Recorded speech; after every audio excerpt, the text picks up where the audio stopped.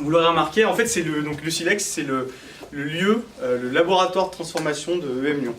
Il se trouve qu'en fait, l'EM va déménager à partir de 2022 sur le campus, il va fabriquer un nouveau campus, en fait, va construire un nouveau campus, le campus de Gerland, donc sur l'ancien site Nexence, pour ceux qui connaissent. Et l'idée, c'est d'ici, à travers ce laboratoire, c'est de préparer toutes les nouvelles technologies qui vont, entre autres, qui vont accompagner l'école en 2022. Tester des nouveaux concepts. On va venir essayer de transformer un peu l'école dans sa profondeur, les nouveaux modes d'apprentissage, puisque de plus en plus, on va être sur des cours essentiellement de e-learning. On est en train de construire avec IBM, qui est un gros partenaire de l'école, une intelligence artificielle qui, entre autres, décidera un petit peu du parcours, entre guillemets, conseillera l'étudiant quand il viendra s'inscrire. Il viendra remplir un peu tous ses choix, ses loisirs, ses hobbies, ce qu'il a envie de faire plus tard. Et puis l'IA va travailler ça, il va croiser ça avec plein d'infos. Et puis derrière, va venir conseiller à l'étudiant le parcours et les différents cours qu'il pourrait prendre sous forme de... Vous connaissez l'appli Waze, on appelle ça un peu le Waze des compétences, le GPS des compétences. Voilà, c'est un peu l'idée. Voilà. Et tout va se faire en fait, entre autres ici. Toutes les réunions se font là, les workshops de créativité. On s'en sert aussi pour changer un peu les postures. Alors l'idée, on travaille avec des partenaires qui viennent, donc des architectes d'intérieur, ça peut être des acousticiens. Là, on est vraiment, vous arrivez un peu au début un peu du projet, puisqu'on a ouvert au mois de mars. Et on continue un peu à construire au fur et à mesure ce laboratoire. Ici, particulièrement, on accueille des cours. On accueille des entreprises qui viennent faire des conseils d'administration, qui viennent faire leur COMEX, qui viennent faire toutes sortes de réunions avec leurs collaborateurs. Donc on propose aussi une prestation de location du lieu. Voilà, et puis ça permet aussi nous de nouer des partenariats. Les meubles que vous voyez, donc il faut savoir tout l'espace est modulable. L'objectif c'est que demain vous allez venir, si vous revenez, la configuration ne sera plus du tout la même puisque d'autres personnes auront encore changé et rechangé. Ça peut être des cours, ça peut être par exemple un amphithéâtre, ça peut être sous format comme vous êtes de banc, ça peut être, on a eu toutes sortes de configurations. Voilà, l'idée c'est que tout soit totalement modulable et puis de pouvoir recevoir n'importe quel type de société, d'entreprise, de partenaires, etc. C'est l'idée un peu de conception du lieu. Donc c'est un lieu qui est éphémère, puisque après, qui se veut éphémère, puisqu'à terme on fermera cet endroit pour après s'installer définitivement à Gerland. Et puis je crois que j'ai tout dit. Voilà. Hein. Merci en tout cas de venir, ça fait plaisir à voir. Moi je vais essayer de rester là un moment. Et puis j'imagine que Renaud va nous rejoindre du coup derrière pour la conférence. Donc voilà. Si vous avez des questions, n'hésitez pas, on est là pour ça. Et puis voilà. Voilà, merci. Merci.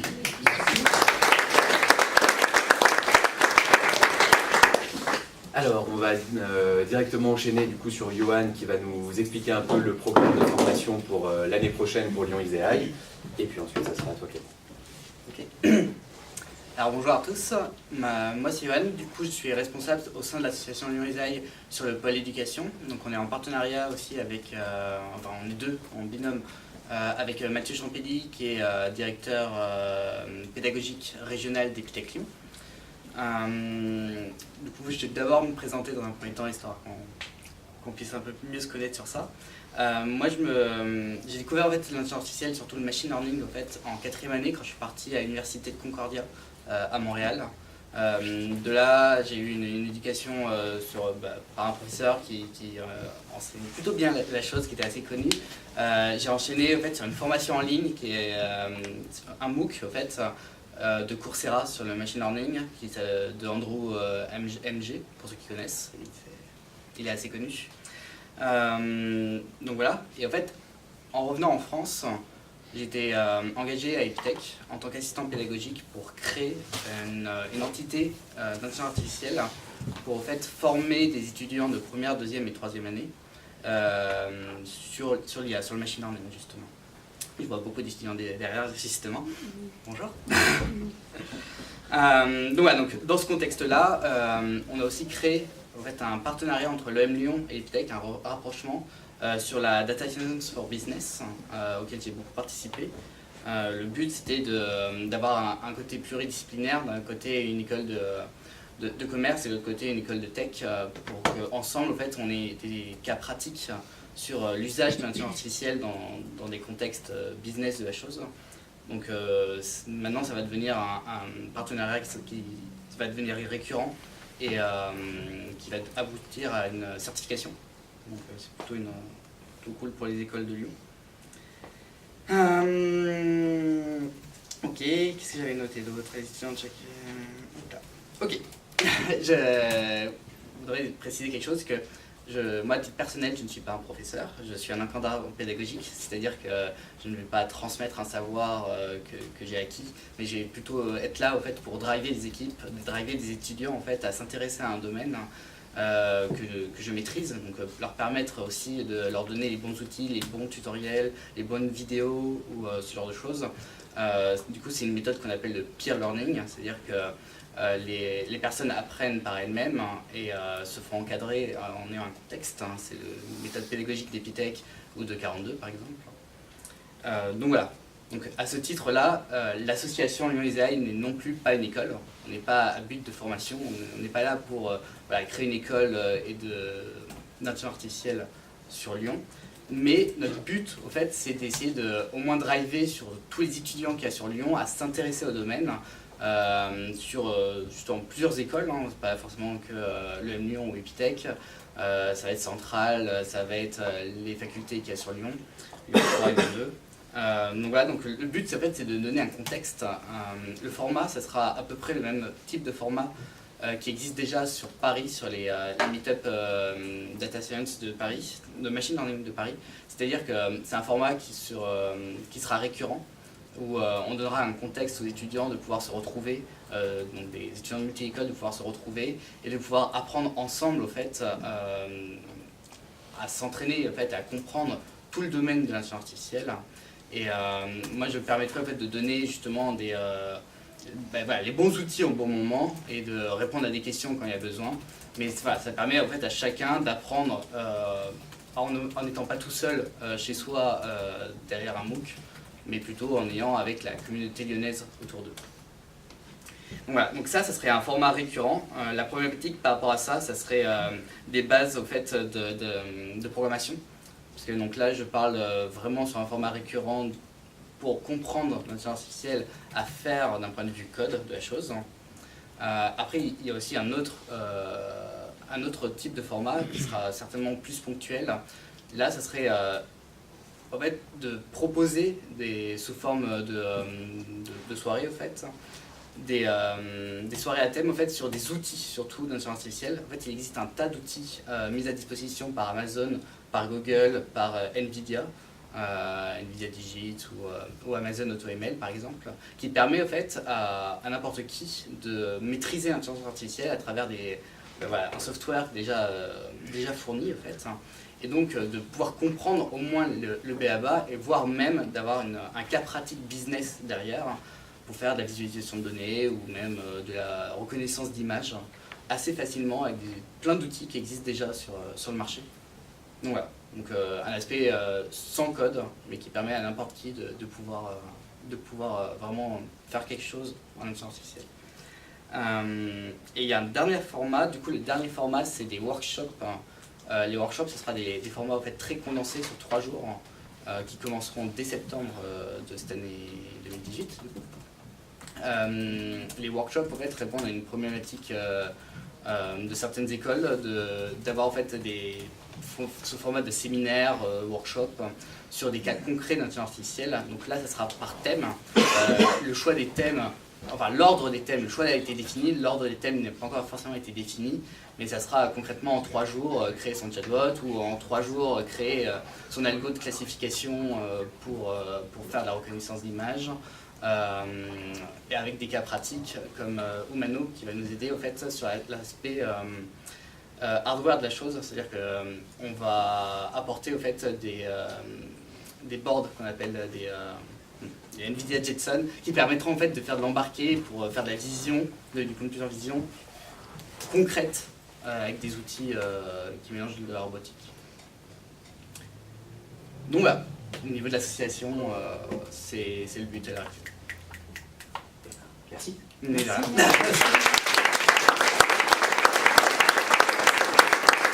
vous avez des questions, venez me voir après la conférence. Merci. Et Johan, Yes. juste t'as dit que pour les workshops, on commencerait à partir de septembre. Pour Oui. les autres types d'actions, tu penses qu'on commence à partir de quand? Ça peut se faire des... En fait, j'avais calculé ça, on peut commencer à peu près la deuxième semaine de septembre.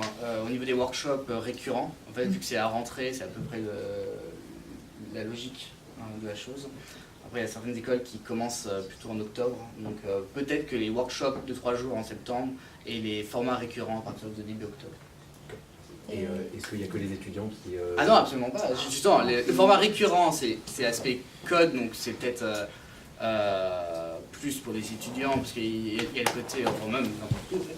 Mais le côté ponctuel sur des cas pratiques avec des logiciels clés en main pour faire de l'intelligence artificielle, ça n'importe qui peut venir, évidemment. Enfin, c'est ouvert à tous. D'accord, et du coup, pour retrouver les informations... Tout sera sur le site internet lyonisaï.fr. Et Hello, s'ils veulent s'inscrire ou marquer un intérêt, hello@lyonisaï.fr. C'est ça. Merci.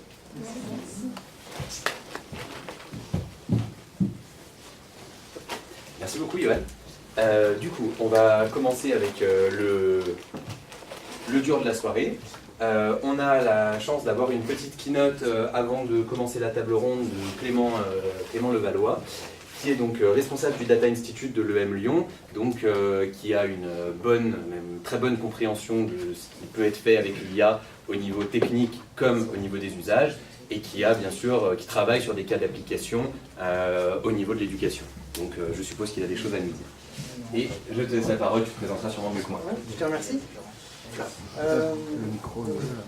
Le sujet est tellement vaste, donc sur le sujet de AI ou intelligence artificielle et éducation et enseignement, que je trace quelques pistes, quelques suggestions qui sont largement tirées effectivement de l'expérience qu'on a à Lyon sur le sujet. Mais je vais essayer de faire court parce que je pense que l'intérêt c'est d'avoir une conversation libre. On n'a peut-être pas beaucoup de temps pour les questions, mais après au moment du cocktail networking. La table ronde vient d'échanger des questions. Et il y a la table ronde également. Donc l'idée c'est vraiment de tracer des pistes et absolument pas de donner des solutions clés en main. Donc je suis professeur à UM Lyon, je ne suis pas un codeur ou un informaticien ou un ingénieur de formation, je viens des sciences humaines, j'étais historien des sciences à la base. Et UM Lyon, on a bâti une équipe pluridisciplinaire avec des maths purs,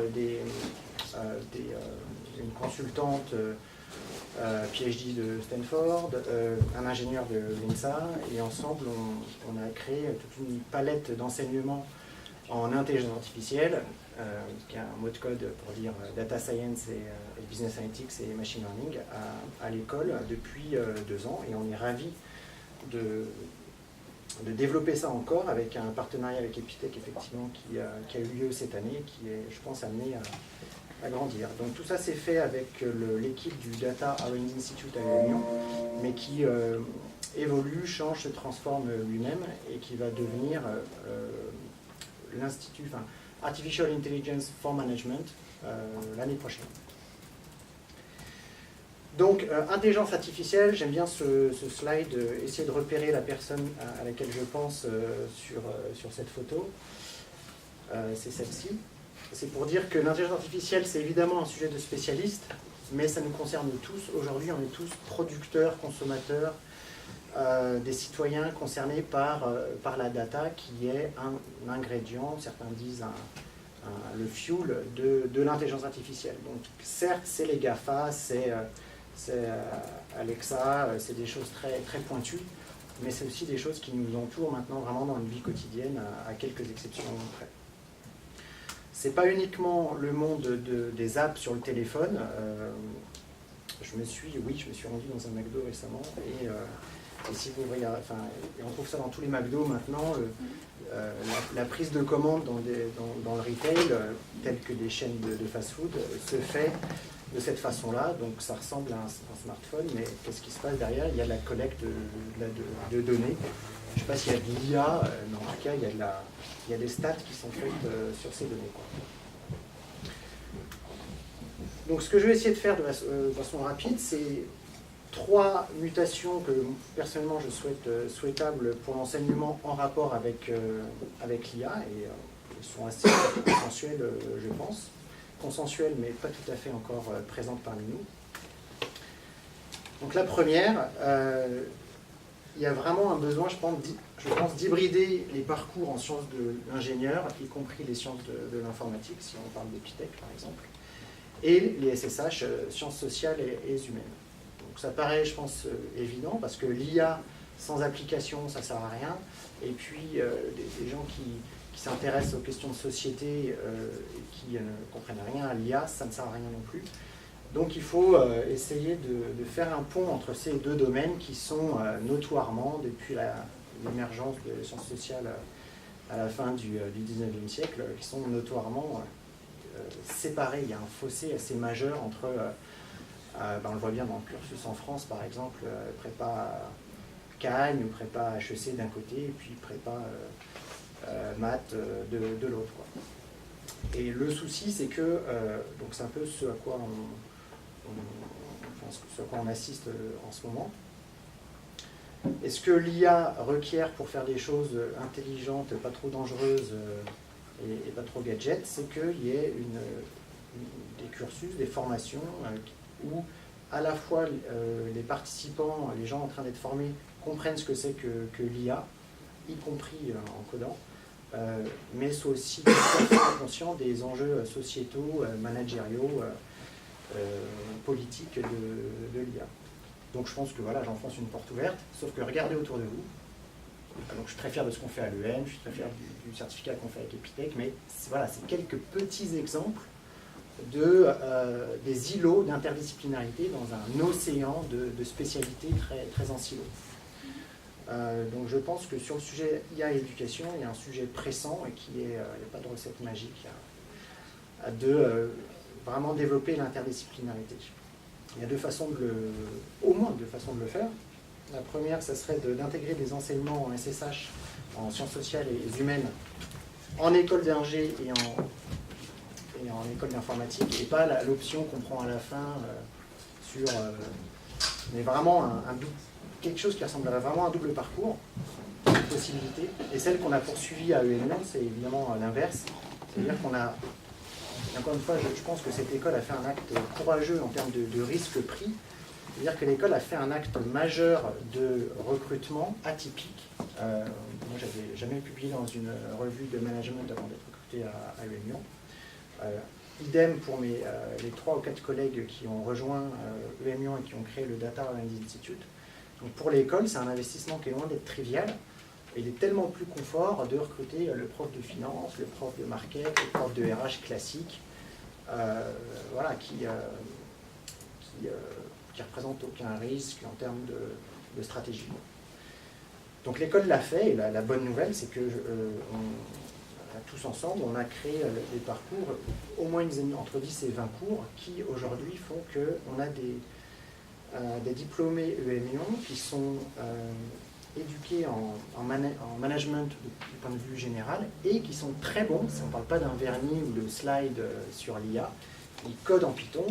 On n'a pas fait encore de R assez, mais on va avoir du R l'année prochaine. Et une fois qu'ils ont fait leur bootcamp Python, ils font les bases de la data science. Je fais du Java, je suis désolé, mais donc, en Python, ils font les librairies NumPy et Pandas au début, et après ils font du machine learning, y compris d'ailleurs avec des enseignants qui viennent de l'INSA et de Lyon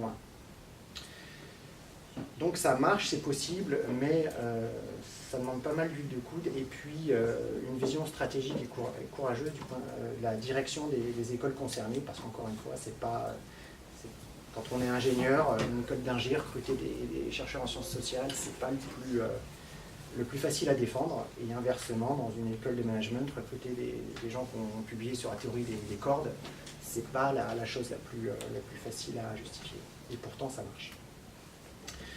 Deuxième enjeu essentiel sur l'enseignement de l'IA, je pense qu'il faut aller au-delà des présentations. Donc là, les meet-ups, c'est effectivement une étape de présentation, de découverte, de balisage de la définition. L'enjeu principal, je pense, c'est d'aller au-delà, et je suis ravi d'entendre le programme de Lyon ISEAI. L'enjeu, c'est d'aller vraiment c'est de se frotter à la chose. Donc qu'est-ce que c'est que l'enseignement de l'IA? Encore une fois, de ma petite expérience à EM Lyon, c'est la suivante. c'est que certes, l'IA doit être enseignée et on le fait, mais c'est la partie émergée de l'iceberg. Il y a un énorme travail de préparatoire pour vraiment poser les fondamentaux sur... donc il faut apprendre à coder. Donc pour les écoles d'ingé, je pense que c'est un acquis de toute façon. Et par exemple, en école de commerce, ce qu'il fallait absolument pas oublier de faire, c'était de parler de business analytics. Pour donner un exemple très clair, ça ne sert à rien d'apprendre à des étudiants en école de commerce je sais pas, les réseaux neuronaux s'ils ne savent pas faire de tableaux croisés dynamiques sous Excel, quoi. Ou des formules avancées sous Excel. Donc en fait, l'IA, c'est bien, mais il faut absolument... il y a un parcours d'apprentissage, un learning path, comme on dit en anglais, et la hype autour de l'IA peut nous faire oublier, peut-être pas en école d'ingé, parce que ça fait partie du bagage de toute façon, mais côté sciences sociales, je pense qu'il y aura un peu une tendance à rusher vers la reconnaissance d'images directe, alors qu'il faut peut-être un peu juste apprendre le traitement des données, et un peu de reporting à la base. Donc c'est ce qu'on fait à l'EM, et les étudiants en sont très contents. Donc deuxième chose, ne pas oublier les bases. Deuxième chose, leur apprendre le coding. Je pense que enseigner l'IA aujourd'hui, c'est fournir une compétence d'alphabétisation au code à toute une génération. Donc c'est très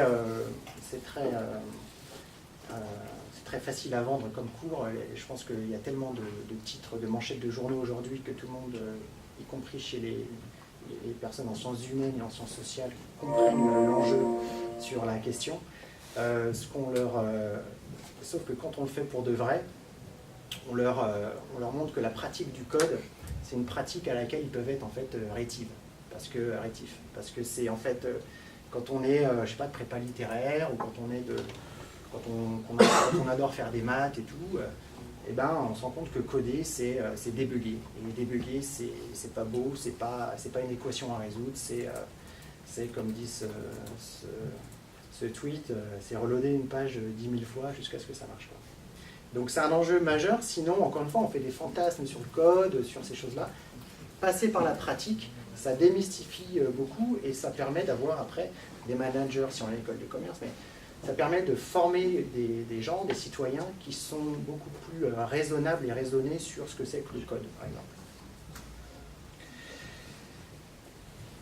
C'est un petit 3, je crois, non ouais, petit 3 plutôt. Avant-dernière chose, j'ai un petit 4. Enseigner l'IA aujourd'hui, je pense que c'est au-delà de ce que je viens de présenter, c'est-à-dire hybrider les parcours et ensuite donner à voir ce que c'est que le code, ou alors les étapes qui précèdent l'IA. Il ne faut pas négliger non plus, je pense que j'enfonce une porte ouverte également, mais je serais curieux de voir ce que Epitech fait par exemple sur ces questions-là, Epitech ou n'importe quelle école d'ingé, sur l'impact sociétal de l'IA. Et l'IA au sens large, évidemment, pas que les algos, y compris le développement, par exemple, de toute une population d'auto-entrepreneurs qui deviennent la force humaine qui vient étiqueter, annoter les training sets pour faire de l'apprentissage supervisé, par exemple. Donc il y a des questions sociétales à plus en pouvoir. EM Lyon, on commence tout juste. Je pense qu'on a vraiment toujours un rush vers la techno, c'est ce qui est le plus excitant, fabuleux.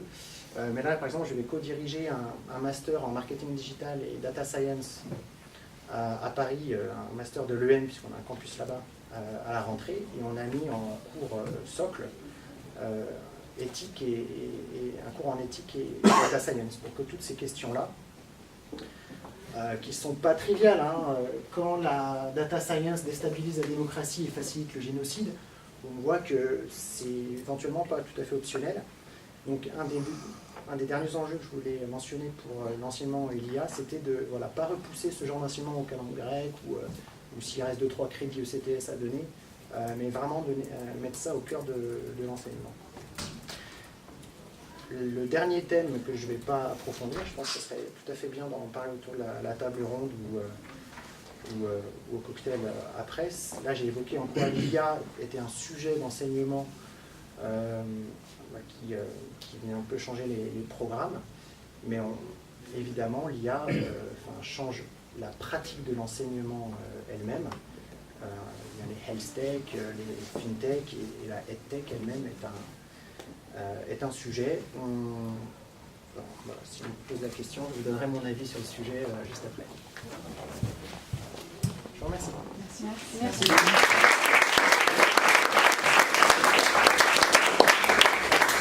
Merci beaucoup Clément. Ça tombe bien, en effet, la dernière question que tu poses, on la traitera plus à la table ronde, puisque les deux petites présentations qu'on a pour l'instant, donc celle de Clément et celle qui arrive, c'est plutôt en effet comment éduquer à l'IA. Et puis la table ronde, on sera plus sur l'impact de l'IA sur l'éducation et on essaiera de voir un petit peu ce qui commence à apparaître. Du coup, pour la deuxième présentation, on va la faire donc sous la forme d'une vidéo, comme je vous disais. Donc c'est Grégory Renard qui nous a préparé ça et qui va nous parler. Je la découvre à peu près en même temps que vous, donc on va voir ce que ça donne. Il est donc Head of Deep Learning dans la société Xbrain. Vous avez peut-être déjà entendu parler. C'est une des têtes d'affiche actuellement sur tout ce qui est Conversational AI et interface en langage naturel. Et qu'est-ce que je peux rajouter? Il est aussi père de famille et c'est pas si drôle, hein, je pense que c'est important. Et là, dans les personnes qui sont à la table ronde, il y en a au moins un qui m'a dit qu'il se présentait aussi comme père de famille et qui était ravi de venir parler aussi en tant que père de famille, puisqu'il y a beaucoup de gens qui peuvent se poser la question de l'éducation et de l'IA, pas nécessairement pour eux, mais aussi pour leurs enfants. Je vois Marie hocher la tête, elle nous rabat les oreilles tous les jours avec ça, donc on est obligé de l'intégrer. Voilà, donc en effet, il est aussi père de famille et il se demande lui aussi, et il essaye de réfléchir lui aussi à ce que ça va donner pour les prochaines générations et comment elles vont être éduquées. Donc, je lance la vidéo. La vidéo est sur YouTube, donc derrière, je la mettrai sur le Meetup, vous pourrez la retrouver si vous avez envie de la revoir. Et puis, je ne sais pas, Clément, tes slides, s'il y a besoin, si vous pouvez les diffuser.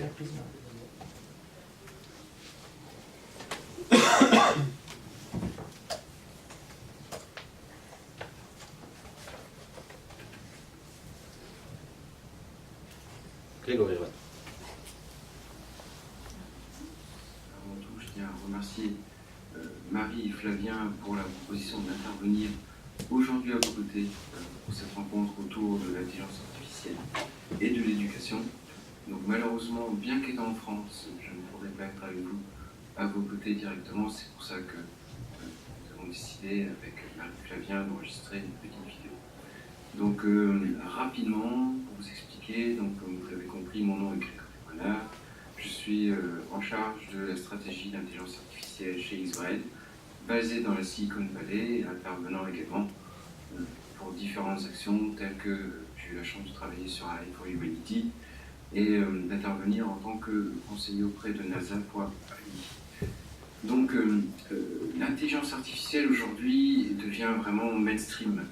Et un peu comme l'électricité, elle est en définitive incontournable pour toute éducation. Or, on se rend compte d'un élément qui devient de plus en plus important, c'est la disposition de talents et de ressources capables de créer et de développer ces éléments. Ce pourquoi l'éducation est vraiment au cœur de cette révolution. C'est un des éléments qui était d'ailleurs présent dans le premier rapport France AI que nous avions remis au président Hollande, et le second sur lequel nous avons travaillé pour le président Macron, présentant vraiment la notion importante d'éducation. Et l'éducation, pas que l'éducation dès le plus jeune âge, mais également l'éducation de la formation continue. Il est important quand on regarde en définitive à quel point l'intelligence artificielle, qui certes peut être vue un peu comme un terme bullshit, mais plutôt focusé sur le machine learning, le big data et le deep learning, permettent en définitive d'industrialiser l'ensemble des tâches qui sont non plus musculaires, mais des tâches cognitives. Donc ce qui est important vraiment de voir aujourd'hui, prenons des métiers typiquement comme les chauffeurs de taxi, les conducteurs de camions, les notaires, les avocats, les comptables, les médecins, et bien d'autres professions encore vont se voir non pas disruptées ou arrêtées, parce qu'on aura toujours besoin de ces professions, mais vont se voir en fait radicalement transformées en profondeur. Transformées, il suffit de voir les dernières annonces de Google qui présentent. Et eh bien, il est important de pouvoir former l'ensemble des personnes. Que va-t-il advenir, en fait, des chauffeurs de camions, chauffeurs de taxi, évidemment toutes les autres professions dont nous avons parlé? Dans mon cas, au travers d'X-Ray, nous travaillons essentiellement sur la notion d'augmentation de call center et de customer journey. Les productivités augmentées par l'intelligence artificielle ne sont pas de x1 ou x2 ou x3, mais de x10 à minima, x100, voire parfois x1000 en termes de productivité. Donc nous devons mettre en œuvre dès le plus jeune âge, avec des initiatives de type comme celle de Claude Thérosier à Paris, Magic Maker. Il faut mettre en place des écoles comme 42, à San Francisco, Wolverton School, et même tout le groupe Ionis qui met en œuvre des axes orientés vers tout ce qui est intelligence artificielle et programmation. Donc il est important dès le plus jeune âge jusqu'à la sortie de l'université de, un peu comme on le disait quand moi j'étais aux études, tu dois connaître l'anglais. Aujourd'hui je pense qu'il est important que vous puissiez enclencher dans la programmation, apprendre à programmer, apprendre également à entraîner des réseaux de neurones et à comprendre comment ils fonctionnent. Ne vous inquiétez pas, ça n'est pas si compliqué, ça fait pas mal. Je vous invite à aller voir keras.io, qui est un framework en fait, qui vous permet très rapidement de pouvoir entraîner et comprendre vos premiers réseaux de neurones. Des initiatives par exemple comme ironcar.org que nous avons lancé, j'espère la voir arriver également par chez vous, c'est une compétition. Donc nous avons avec notre équipe créé un véhicule complètement autonome, donc c'est-à-dire un véhicule miniature pour circuit fermé. Et donc le véhicule est autonome, donc il est capable de tourner par lui-même sur le circuit, de le découvrir automatiquement. On travaille sur une voiture 1/10 de type remote car avec un Raspberry Pi, donc le coût est à peu près entre 100 et 150 € en termes de matériel. Et après vous avez tout en open source, en open hardware pour le mettre en œuvre. Donc je vous invite vraiment à enclencher, commencer à découvrir la programmation, découvrez les réseaux de neurones, entraînez vos premiers pas et peut-être que vous découvrirez en définitive une vocation et vous vous amuserez là-dedans et vous prendrez beaucoup de plaisir à venir et à découvrir comment vous allez pouvoir prendre 100% des métiers qui se trouvent autour de vous et en définitive les transformer de manière positive pour industrialiser les tâches cognitives. Donc tâches cognitives avec justement tout ce qui est intelligence artificielle. Donc on a parlé de l'éducation dès le plus jeune âge. On en avait parlé avec Marie, par exemple, mon fils à Menlo Park en Californie, à l'âge de 10 ans, a déjà monté son premier petit robot social. Donc, ce sont des petits robots qui font à peu près 20 cm de haut, et il le programme en Scratch. Donc si vous voulez que vos enfants puissent découvrir ceci, des classes sont entre autres organisées. Donc j'ai eu la chance d'échanger avec Claude de Magic Maker qui a mis en place déjà des premiers cursus durant les vacances en fait pour les enfants, apprendre à programmer. Les résultats sont vraiment impressionnants puisque j'ai compris qu'elle est déjà en train de donner des conférences pour expliquer comment ils ont mis ça en place. Donc vraiment l'éducation sera en définitive, je pense, la sortie par le haut de cette nouvelle transformation qui est inévitable de notre civilisation. Pourquoi? Parce que comme on en parlait au début, l'intelligence artificielle est en définitive un peu comme l'électricité. Et c'est-à-dire que le match ne se trouve pas à l'intérieur de la France ou à l'intérieur de l'Europe, mais le match se trouve à l'international. Aujourd'hui, des nations comme l'Asie, la Chine plus particulièrement, et les États-Unis, avec un focus sur la côte Est, au travers du MIT, toute cette région de New York, Boston, et la côte Ouest, celle où je suis, avec des universités, mais également des entreprises qui sont excessivement dynamiques sur le domaine, il faut former les talents de demain. Et la France a une opportunité extraordinaire, parce qu'aujourd'hui, la France est vraiment le terreau de talents. Pourquoi? Parce qu'aujourd'hui, notre communauté d'IA est quand même majoritairement d'origine francophone et française.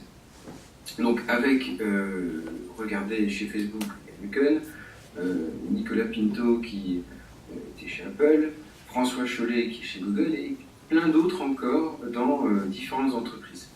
Donc vous vous retrouvez réellement aujourd'hui avec un système éducatif qui est très bon, parce qu'il forme massivement en fait aux mathématiques, Et donc, la majorité des talents des personnes qui amènent des évolutions massives sont d'origine de chez nous.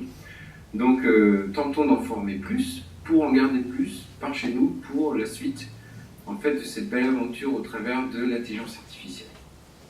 Alors, peut-être un élément également autour de l'éducation, puisqu'on parle certes de l'éducation des enfants, la formation continue pour les personnes, c'est-à-dire sur l'ensemble des métiers. Peut-être une petite astuce, si vous posez la question de comment vous pourriez transformer votre propre métier, j'aime expliquer grosso modo ce que je pratique moi-même dans mon entreprise et dans les entreprises que je conseille. C'est prenez l'ensemble de vos cycles de vie, découpez-les en micro-tâches, et si vous avez une tâche qui est répétitive, cognitive, vous pouvez l'industrialiser en fait au travers des réseaux neuronaux. Il vous suffira ensuite de trouver d'où peut venir la data qui vous permettra d'entraîner vos réseaux neurones, ou éventuellement mettre des stratégies qu'on appelle par exemple des stratégies de renforcement learning, où la machine va pouvoir apprendre par elle-même en interaction avec son environnement. C'est justement le dernier point sur lequel je voulais vous amener, qui est le point en définitive de l'éducation, mais bien également l'éducation des machines. Alors l'éducation des machines, d'abord basée sur la data qui est excessivement importante, donc soyez très vigilants sur les notions de bias, sur ce que vous allez apprendre à la machine, parce que la responsabilité des actes et des décisions qui sont posées par la machine ne sont pas de son fait. Elles sont du fait, en définitive, de l'apprentissage qu'elle aura effectué sur la data. Donc soyez très vigilants, un peu comme vous seriez vigilants avec vos proches et vos enfants quand vous leur transmettez de la connaissance. Vous êtes vigilants sur le fait de vérifier la teneur en fait, de l'information que vous allez leur transmettre. Et bien exactement de la même manière, avec la machine, il faut être très vigilant sur le bias que l'on va intégrer potentiellement dans la data pour entraîner la machine. On se souviendra du cas de Google. Malheureusement, ces grandes entreprises ont vécu des étapes qui ont éduqué et éclairé en fait toute notre communauté, et on les remercie pour ça. Des cas comme Tai, donc qui était un chatbot qui est devenu en fait raciste au bout de quelques interactions, parce que la data qui lui avait été donnée n'était pas la meilleure, parce qu'elle était basée sur l'interaction avec les utilisateurs. Et donc forcément, beaucoup de gens l'ont testé et ont essayé de pousser les limites. D'autres cas ont été par exemple sur Google Photos, avec à un moment donné un article qui était sorti où une personne de couleur avait été reconnue comme étant un gorille. Donc il faut être très vigilant sur la data que l'on va fournir en fait à la machine pour qu'elle puisse apprendre correctement sans imputer en fait de bias, donc d'erreur en fait dans son apprentissage. Et enfin, vous pourriez me dire également, mais Greg, c'est quoi les prochaines étapes, c'est quoi l'avenir? Eh bien, aujourd'hui au sein de notre équipe, nous travaillons maintenant sur des machines auto-apprenantes. Donc on crée en fait, dans mon cas, je crée des machines conversationnelles, donc des machines avec lesquelles vous pouvez échanger, discuter, permettant d'avoir 24/7 une réponse en fait à partir d'une marque, c'est-à-dire que parce que le call center est fermé, que vous ne pouvez plus accéder à certains volumes d'informations, de réponses et de questions. De la même manière sur les files d'attente, c'est-à-dire qu'il faut absolument arrêter ces musiques, comme je dis souvent en rigolant, mettez-nous au moins les Rolling Stones, mais comme la musique n'est pas quand même très top dans les files d'attente, autant passer en fait sur une machine qui potentiellement peut vous donner la réponse et créer cette nouvelle collaboration entre l'homme et la machine. Ça aussi c'est un point très important, qui est un peu moins dans le cadre de l'éducation, mais on est réellement dans l'ère de l'homme augmenté en fait par ces technologies, qui est une continuité de la troisième révolution industrielle. Donc on avait des machines qui ont fait des tâches musculaires que l'homme ne voulait plus faire. Maintenant, toute une série de tâches cognitives que l'homme ne souhaite plus faire vont pouvoir être faites par la machine. Et donc, le futur va être essentiellement sur des machines qui vont être auto-apprenantes sur base de connaissances. Donc, aujourd'hui, par exemple, on a absorbé toute une série de connaissances. Donc, je n'ai juste qu'à dire à ma machine, voilà, toute l'encyclopédie des mammifères se trouve à tel endroit. Elle va aller lire l'ensemble de l'encyclopédie et après je peux discuter avec. Donc elle va pouvoir m'accompagner pour m'apprendre et potentiellement nous allons avoir également une ère de l'IA auto-apprenante mais qui va également accompagner les individus et je crois beaucoup dans l'enseignement personnalisé en fait au travers de la machine. Moi-même ayant créé une machine pour moi qui m'accompagne depuis 3 ans à peu près, puisque je n'ai plus le temps, malheureusement, en fait, de faire ma veille technologique sur tout ce qui se passe dans notre domaine. Et aujourd'hui, j'ai en fait un compagnon, voilà, en fait, qui m'accompagne, qui est une machine, et qui lit en moyenne 70 millions d'articles sur mon domaine par jour, vu le milliard et milliard en fait d'articles existants en ligne, et la publication étant croissante, elle va lire énormément de pages par jour et m'en faire une synthèse tous les soirs qu'elle m'envoie directement dans ma boîte mail. Et en ce sens, je pense que la combinaison intelligence humaine, intelligence machine peut potentiellement, dans la bonne direction, amener notre civilisation sur une nouvelle étape majeure qui pourrait, je l'espère, en fait, nous amener dans une civilisation beaucoup plus agréable pour chacun. Je vous remercie et n'hésitez pas, si vous avez des questions, retournez vers Marie et Flavien qui se feront de joie de me les transmettre pour que nous puissions interagir. Je vous souhaite une bonne soirée et à très vite. Au revoir. Ce forme d'applaudissement, je ne suis pas sûr que ce soit très utile. Mais c'est bien, ça a couvert un champ très large et il y a plein de choses qu'il a dit qu'on va reprendre dans la table ronde, autour de la personnalisation, ce genre de choses.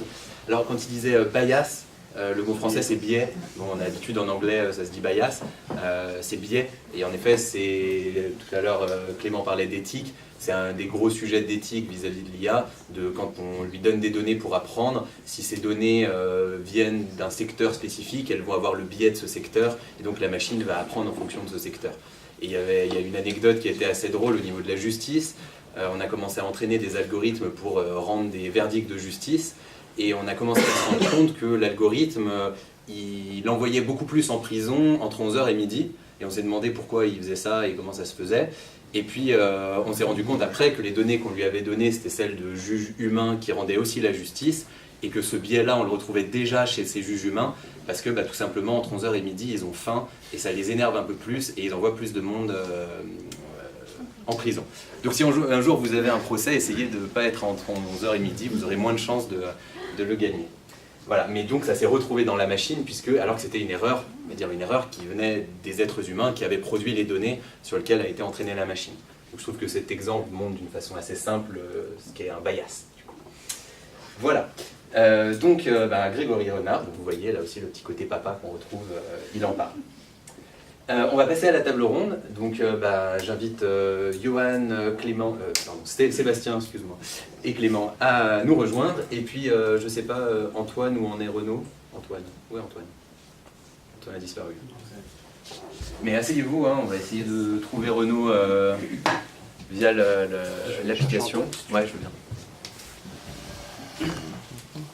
Et donc, je reviens sur Slido. Si vous avez envie de poser des questions, vous pouvez commencer maintenant. Là, j'ai préparé quelques petites thématiques sur lesquelles on va échanger pour lancer un peu le débat.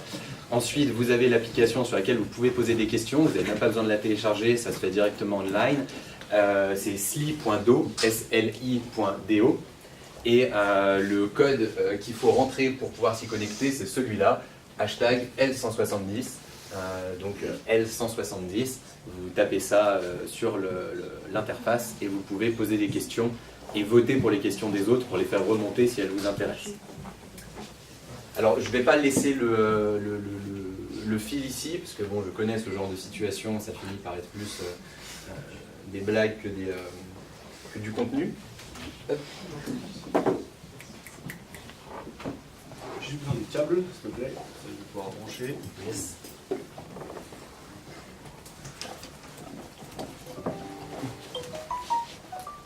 Merci.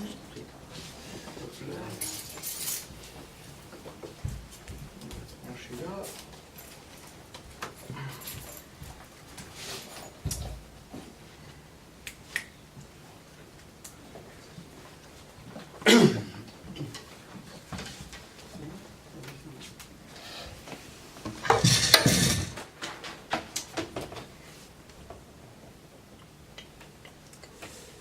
Alors, eh bien, bonjour à tous, je vais amener le micro. Alors, il faut que Renaud arrive pour l'instant. D'accord, on va Il est là, mais...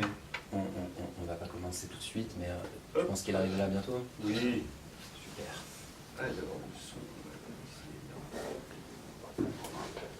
Logiquement...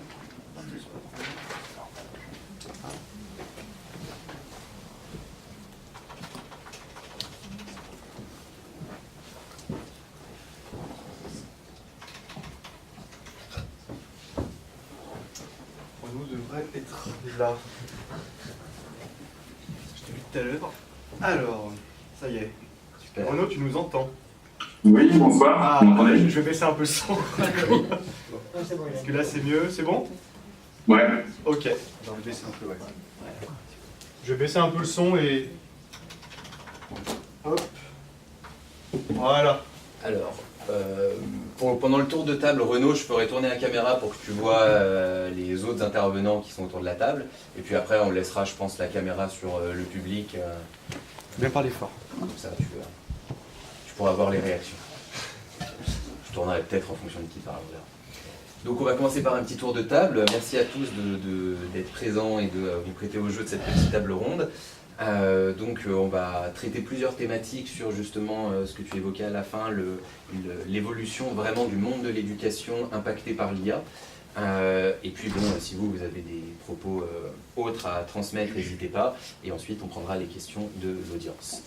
Alors, on va commencer par un petit tour de table, même pour ceux qui sont déjà présentés avant, pour que Renaud puisse savoir aussi à qui il a affaire. Donc, Clément, je te laisse commencer rapidement. Alors, Renaud me connaît, on est collègues, et donc je peux passer mon tour. Ça va. Et voilà. Eh ben, bonjour, moi je suis donc Sébastien Malissé, je suis cofondateur et directeur technique d'une société qui s'appelle Cube, et nous sommes spécialisés dans la création de jeux vidéo éducatifs. Et donc, pourquoi je suis là ce soir, c'est parce que l'IA et l'éducation, ça nous intéresse fortement. En tant que parents, ça m'intéresse d'autant plus. Mais contrairement un petit peu à ce qu'on a déjà entendu ce soir, nous, ce qui nous intéresse beaucoup, c'est moins, c'est très intéressant, le fait de préparer les gens à rentrer dans l'univers du code et de l'intelligence artificielle, mais plutôt l'usage de comment l'IA peut déjà aider justement à éduquer et à rendre l'enseignement plus performant et meilleur aujourd'hui pour les gens, et plus spécialement dans mon cas pour les enfants. Voilà. Et bonjour, moi c'est Johan, je suis ancien assistant pédagogique du coup à Epitech et aujourd'hui product owner et data scientist chez une startup qui s'appelle Nelio sur Lyon. Et Renaud, on te laisse te présenter en quelques mots. Oui, bonsoir, Renaud Champion. J'ai rejoint là, très récemment Réunion au sein du COMEX pour diriger la stratégie sur l'intelligence artificielle. Moi, j'ai un profil un petit peu différent, pas académique, au sens universitaire, parce que je suis investisseur depuis plus d'une vingtaine d'années, et avec un focus particulier sur la robotique et l'intelligence artificielle depuis maintenant 10 ans. Eh bien, merci. On va rentrer tout de suite dans le vif du sujet avec la première thématique dont je voulais un petit peu parler, qui est la personnalisation des parcours. Donc, on va peut-être commencer par toi, Seb. Sur la personnalisation des parcours d'éducation, comment l'IA peut apporter une amélioration? Alors, nous, on voit deux axes, enfin moi je vois deux axes, deux points forts en tout cas, assez évidents. D'abord, l'IA, par nature, enfin parce qu'elle peut apporter, elle peut déjà délivrer du contenu en fait, adapté à l'enfant pour permettre en fait, de respecter en fait, son rythme d'apprentissage. C'est quelque chose en fait, qu'on ne respecte plus du tout aujourd'hui, pour des contraintes assez évidentes. On a un professeur avec 30 élèves, un programme à respecter, et il faut être prêt au moment où il faut être prêt, on évalue le jour où il faut être évalué, il faut être bon le jour où il faut être bon. C'est compliqué pour un professeur aujourd'hui de créer des cours adaptés, personnalisés pour chaque enfant en fonction de son rythme, même si à la fin tout enfant peut arriver en ayant le même niveau. L'IA va permettre avec des solutions adaptées, que ce soit à travers d'une application ou d'un jeu, d'aller d'une part de se rendre compte en fait, du niveau, des points forts et des points faibles d'un enfant, et par la même occasion d'aller conseiller le contenu en fait, qui serait le plus adapté pour l'enfant à ce moment précis. Déjà là, ça serait déjà un changement assez radical dans les écoles et qu'on pense qu'il pourrait être vraiment très bénéfique.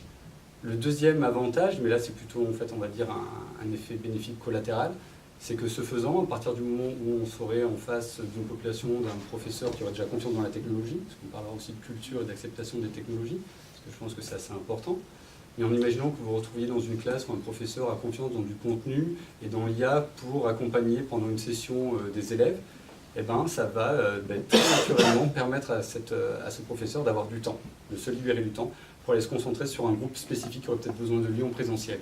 Et donc ça, c'est aussi un effet que peut apporter l'IA parce qu'on parle d'une technologie intelligente, donc à partir du moment où on a confiance en elle, on peut la laisser s'occuper pendant un certain temps, il faut rester quand même mesuré, et libérer en fait un professeur, un instituteur pour aller s'occuper d'un autre groupe.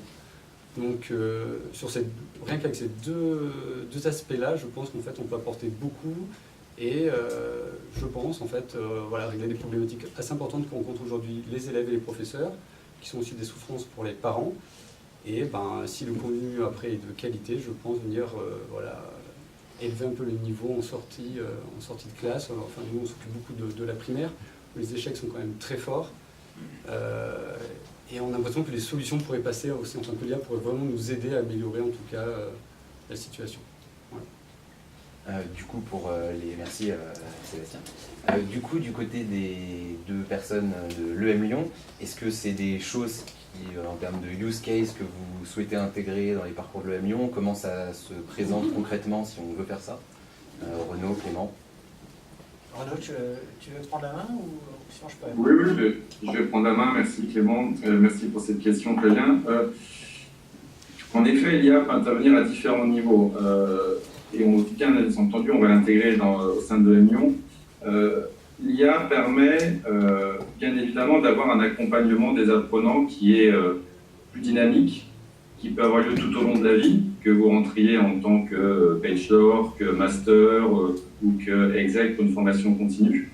Et donc il y a la possibilité, en fonction de votre profil, en fonction des compétences déclarées, de là où vous voulez aller, de vous proposer des parcours d'apprentissage qui sont adaptés, qui peuvent se réévaluer de manière dynamique, on ne va pas le dire en temps réel, ce serait un petit peu fort, et qui permet de vous faire de l'assessment, suivre un potentiel décrochage. Donc on est vraiment dans l'outil qui permet d'apporter une solution totalement personnalisée à un apprenant, quel qu'il soit, en fonction de ce qu'il veut faire et indépendamment de là où il vient. Donc on a des possibilités avec de l'adaptive learning de pouvoir justement dédier des outils pour mieux encadrer l'apprenant.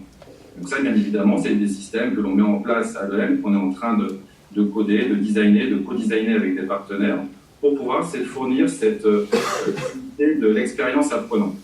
Donc là, on est vraiment dans l'IA en tant qu'outil, mais l'IA en tant qu'outil est aussi très important pour nous pour détecter les talents et valoriser la diversité. C'est-à-dire que aujourd'hui, dans des écoles très très formatées où les profils sont souvent relativement les mêmes, après des classes prépa notamment, comment peut-on valoriser, comme disait Syntex, le petit Mozart qui est en chacun de nous? Comment peut-on identifier un talent qui soit un talent inattendu, exceptionnel, et proposer à ce talent inattendu une formation adaptée en fonction du projet qu'il a envie.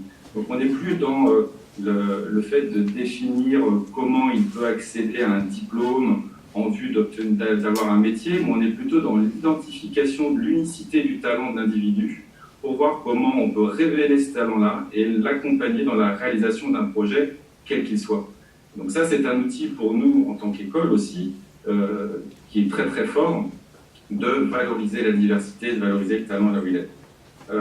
Enfin, dernier point, l'IA permet de, je pense qu'on en a parlé un petit peu avant, je n'étais pas présent à toutes les présentations avant la table ronde, mais l'IA permet d'automatiser pas mal de procédés. On en reparlera après par rapport à l'impact sur les métiers et l'impact sur les tâches. Et là, ce que vient de dire la personne juste avant, ce qui est intéressant, c'est qu'en automatisant une partie des tâches, l'IA va collaborer avec l'opérateur humain, va collaborer avec le professeur, va collaborer avec le tuteur et le pédagogue pour justement créer une nouvelle forme d'interaction entre le professeur et l'apprenant. Et donc, il y a aujourd'hui quelque chose qui est très intéressant et qu'il faut regarder. Quel est le niveau de collaboration entre la machine, avec son expertise artificielle, et le professeur, avec son expertise humaine? Comment repositionner le rôle du professeur? Comment repositionner le rôle du tuteur dans un monde où aujourd'hui la curation peut se faire avec des machines apprenantes très performantes? Et quel est du coup le rôle du professeur? Donc du coup, l'IA nous pose aussi nous-mêmes la question de notre propre métier d'éducateur, si je puis dire, ou de pédagogue tout au moins. Donc sur ces trois niveaux, en effet, l'IA est très pertinente et c'est des solutions que nous voulons proposer au sein de l'AMI. Merci Renaud. Du coup, ça ouvre une question. Peut-être que Clément, tu peux essayer de réagir. D'après toi, le professeur de demain, qu'est-ce qu'il fait? Comme ça. Qu'est-ce qu'il fait? Je pense que ça, sa valeur ajoutée, elle devient de plus en plus forte sur justement sur tout ce qui a été délesté de tâches qui auraient pu être très routinières pour justement se concentrer sur ce que tu mentionnais, c'est-à-dire du plus de temps passé sur le cas classique, c'est encore une fois les étudiants en décrochage, parce que finalement, encore une fois, peut-être c'est un peu pragmatique, simple, mais on a comme exemple, je veux dire, mais on a des pratiques pédagogiques de faire des office hours, c'est-à-dire que tu dis chaque semaine, entre tel ou tel créneau horaire, vous pouvez venir me voir, et puis comme c'est un peu adressé à la cantonade, personne ne vient me voir, quoi. Donc, en revanche, si tu as une alerte, et là on parle d'IA, mais c'est des choses qui sont finalement assez simples, hein, des stats qui t'identifient des participants qui répondent moins au quiz ou qui rendent les devoirs systématiquement plus tard ou que sais-je, ça te permet de concentrer ton attention et ton temps pédagogique sur ces publics-là. Et donc, par extension, tout ce qui pourrait prendre beaucoup de temps sans grande valeur ajoutée, recherche de contenu, mise à jour de contenus qui sont finalement, qui pourraient être, sur lesquels on peut avoir l'aide de l'IA, ce temps gagné peut être réinvesti, et je dirais sur une catégorie, donc l'aide aux participants qui en ont le plus besoin, et le deuxième temps, c'est le présentiel. Enfin, donc c'est un peu jargonnant, mais le temps passé en face à face, plutôt que dans son bureau à faire de l'administratif. Le temps face à face a vraiment procuré la plus grande richesse en termes de cours, c'est-à-dire être face aux étudiants, prendre le temps d'inviter des intervenants, enrichir son cours, plutôt que de passer son temps à des tâches volumétriques, on va dire. Merci. Moi j'aime bien justement l'aspect justement de détection en fait, de personnes étant en difficulté, parce que c'est pas forcément des étudiants qui vont venir voir l'administration justement pour prévenir qu'elles le sont. D'un point de vue macro, une université peut avoir plus de 40 000 étudiants, donc on ne peut pas avoir un suivi personnalisé humain qui soit effectué sur 40 000 étudiants. En tout cas, c'est compliqué à gérer. Mais d'avoir justement un automatisme pour faire de la détection, ou en tout cas élever au fait des capteurs de personnes potentiellement en difficulté, je trouve ça très intéressant d'un point de vue pédagogique de la chose. L'autre aspect qui me vient à l'esprit, c'est le débat qui se passe actuellement sur la réforme qu'il y a sur le baccalauréat, sur le passage à l'université, sur l'acceptation. Le nom c'est Parcoursup. Voilà, j'étais pas sûr. Sur Parcoursup, en fait, la difficulté principale, c'est de savoir monitorer l'impact, s'il est positif ou négatif comparé aux années précédentes. Et ça, c'est très compliqué à évaluer. Et justement, je pense que l'intelligence artificielle pourrait permettre, en fait, d'évaluer l'impact des réformes sur l'éducation, sur un ensemble grand de population. Okay. Bon, je n'avais pas pensé à ouvrir. Merci. Moi, j'aurais quelque chose à ajouter. Tu parlais comment ça pouvait un peu transformer un petit peu l'éducation. Moi, je pense aussi que ça peut être une occasion, comme vous disiez, vous faites parler de peer learning, on parle aussi d'avoir du contenu adapté. Je pense que ça peut aussi être l'occasion d'avoir une transformation dans les écoles, c'est-à-dire de la posture en fait, un petit peu du professeur. En fait, la façon d'enseigner, quand même, en France, à part après quand on est un peu plus grand, qu'on est dans des écoles qui sont un petit peu plus ouvertes, elle n'a pas tellement évolué. Les professeurs, on a des élèves et la posture, c'est je suis un professeur, je suis devant mes élèves, ils font ce que je leur dis de faire, ils apprennent ce que je dois faire. Je pense que le fait d'avoir une IA, d'avoir des outils à la disposition qui permettent en fait, de trouver du contenu adapté, de faire des tâches répétitives, ça pourrait aider les professeurs et les institutions au-dessus à repenser en fait, un peu la posture et dire qu'en fait un professeur il est là pour être un facilitateur d'apprentissage et qu'il n'est pas là pour être au-dessus des élèves. Et je pense que le fait de changer la posture, c'est intéressant, et que le fait d'amener des outils qui pourraient dégager du temps et laisser le temps au professeur de se dire maintenant que j'ai une technologie qui est à mon service, qu'elle est utile, que j'ai confiance en elle, je peux essayer de repenser ma posture pour être plus efficace et venir encore mieux en aide en fait, aux élèves. Et je pense que là-dessus aussi, il y a quelque chose à faire. surtout si on personnalise tous les parcours, le prof ne pourra pas avoir toute la connaissance nécessaire. On a parlé de beaucoup de choses positives sur la personnalisation des parcours, l'impact direct sur l'éducation. Est-ce qu'il y a quand même quelques risques? Est-ce qu'il y a quand même des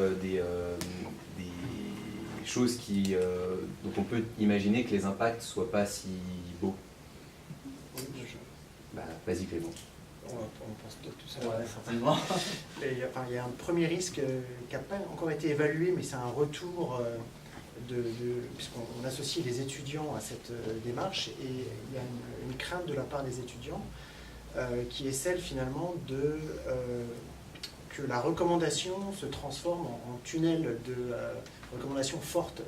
Si on recommande tel parcours d'apprentissage, est-ce que ça ne va pas enlever la serendipity, je n'arrive jamais à le prononcer, est-ce que ça ne va pas enlever une forme de liberté de choix qui certes serait moins bien informée, moins bien guidée, mais qui rêve d'un certain libre arbitre.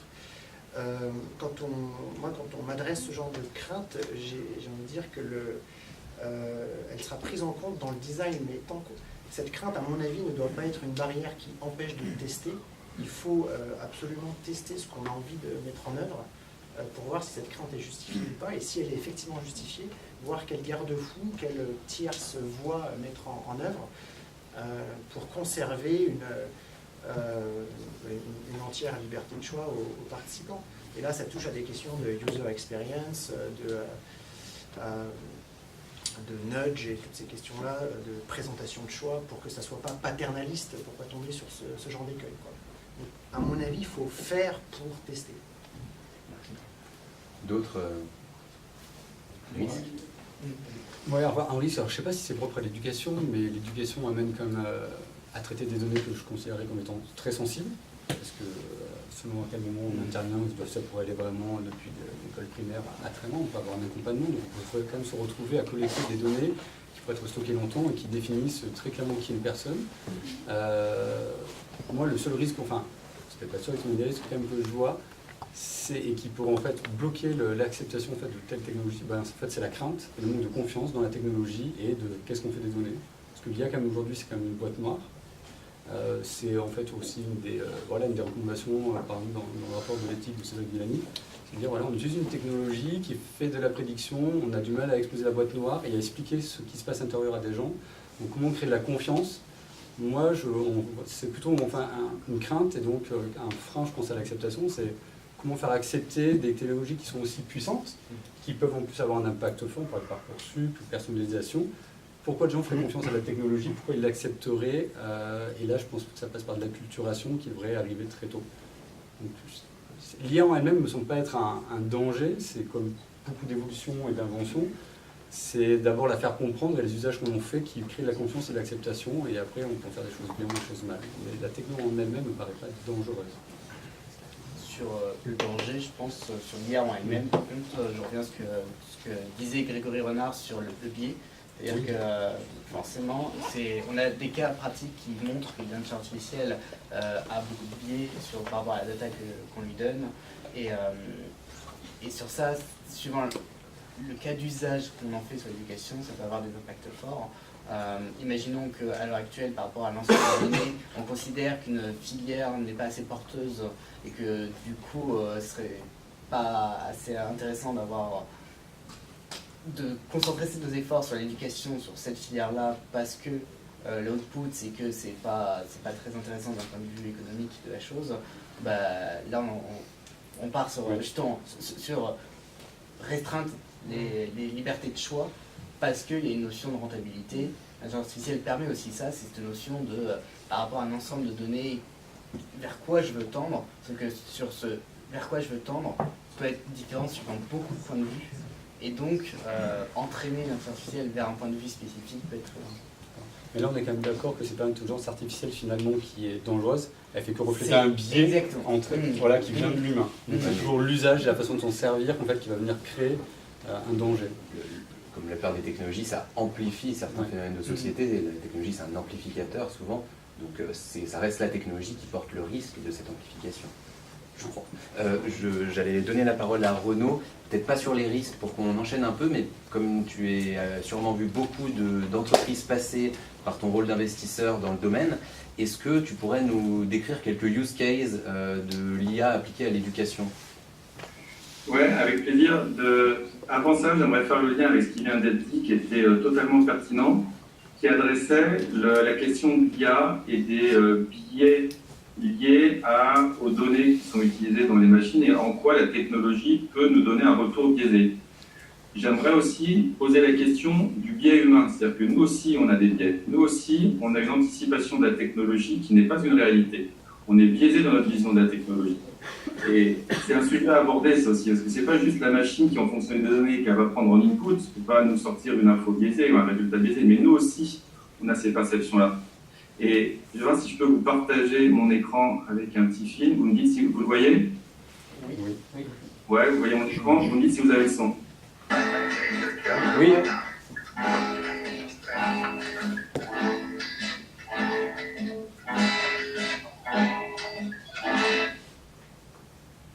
Là, on n'a plus rien.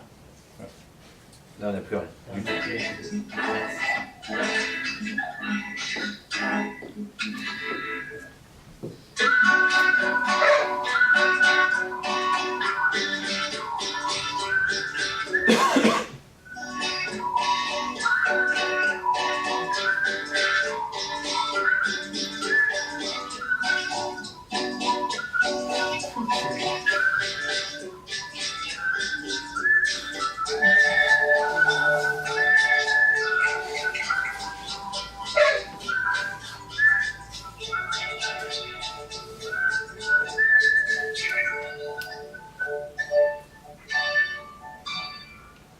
La chaîne de la science-fiction, Sci-Fi. Alors, j'espère que vous avez tout vu, tout entendu. Donc, c'est une petite allégorie, en fait, pour dire que nous aussi, on est biaisés. Nous aussi, on a une perception, on a une image de la technologie nourrie de films, de science-fiction, qui nous font fantasmer un état de l'art de la techno qui n'est juste pas une réalité. Typiquement, aujourd'hui, ce que vous venez de voir, c'est un petit film qui montre une espèce d'anticipation qui n'est absolument pas réalisable d'un point de vue technologique. Et même d'un point de vue pratique, c'est absolument pas ce qu'on veut. C'est-à-dire que tous les roboticiens ou les spécialistes de l'IA vont dire « mais attendez, l'IA, elle n'est pas là pour remplacer l'humanité, elle n'est pas là pour tuer la civilisation, elle n'est pas là pour aliéner l'homme et le mettre dans la place de l'animal qui doit aller chercher la petite baba et qui lui lance son chien augmenté. » Donc, il y a aussi ce biais-là que l'on a, et aujourd'hui, il y a un discours qui est très important de dire quel est l'état de l'art de la technologie, qu'est-ce que permet de faire la technologie, où en est-on? Donc là, il y a plein de débats qui sont pas uniquement liés à l'éducation autour de ça, et avoir cette approche responsable. Donc nous aussi, il est important de ne pas avoir une vision biaisée de ce que peut faire la technologie, et donc d'encadrer le développement de la technologie en fonction de ce qu'on veut qu'elle fasse. Et là, on reprend la question des questions éthiques. Comment un système d'intelligence artificielle doit se développer, pourquoi faire, pour quel usage, et pour apporter quel type de solution et pour quel besoin. Et cela, aujourd'hui, encore une fois, on n'est pas arrivé devant le mur, on ne va pas se prendre de mur, il y a beaucoup de choses encore à faire d'un point de vue techno, et c'est à nous, en tant que développeurs, en tant que citoyens, en tant que consommateurs, c'est à nous d'être responsables dans l'accompagnement de ça. Donc ça, c'est quand même important par rapport au biais. On est un peu tous biaisés, mais aujourd'hui, il n'est pas trop tard et il faut voir comment on va accompagner cela. Du coup, par rapport à la question de l'impact de l'IA, donc moi, j'ai vu différentes sociétés, en effet, alors pas directement dans le domaine de l'éducation uniquement, mais aussi dans le domaine du transport, dans le domaine de la logistique, dans le domaine agricole, dans le domaine médical, que j'ai eu l'opportunité d'accompagner. Et aujourd'hui, ce qui se passe, c'est qu'il y a un vrai impact de ces technologies sur la redéfinition des métiers et sur la redéfinition de comment ces technos peuvent accompagner l'humain, peuvent collaborer avec l'humain pour les faire monter en compétences et pour enlever une partie de leurs tâches qui peut être automatisable parce que rébarbative, parce que difficile, parce que dangereuse, parce que sale, au sens dirty en anglais. Et donc aujourd'hui, on est vraiment dans un développement des technologies qui redéfinissent tous ces métiers, qui redéfinissent en quoi l'humain peut avoir aujourd'hui une signature positive sur le monde en se déchargeant d'une partie qui est automatisable. Et donc l'IA apporte ça aussi, l'IA au sens global du terme, c'est-à-dire pas l'IA uniquement liée avec la data, il y a une partie de l'IA qui est liée avec le big data, mais aussi toute une partie de, on appellerait l'IA embarquée, donc c'est tout ce qui est IoT, c'est tout ce qui est robotique. C'est un petit peu différent, mais c'est aussi englobant dans la définition de l'IA. Donc aujourd'hui, il y a beaucoup de sociétés, beaucoup de technologies et beaucoup de grands groupes ou de petites startups qui proposent des solutions dans ce domaine-là et qui elles-mêmes ont des micro-impacts qui vont faire changer les modes de travail et qui, derrière, vont poser des questions sur la nécessaire adaptation des compétences et la nécessaire adaptation des formations derrière que des organismes comme le Lyon et Epitech peuvent apporter.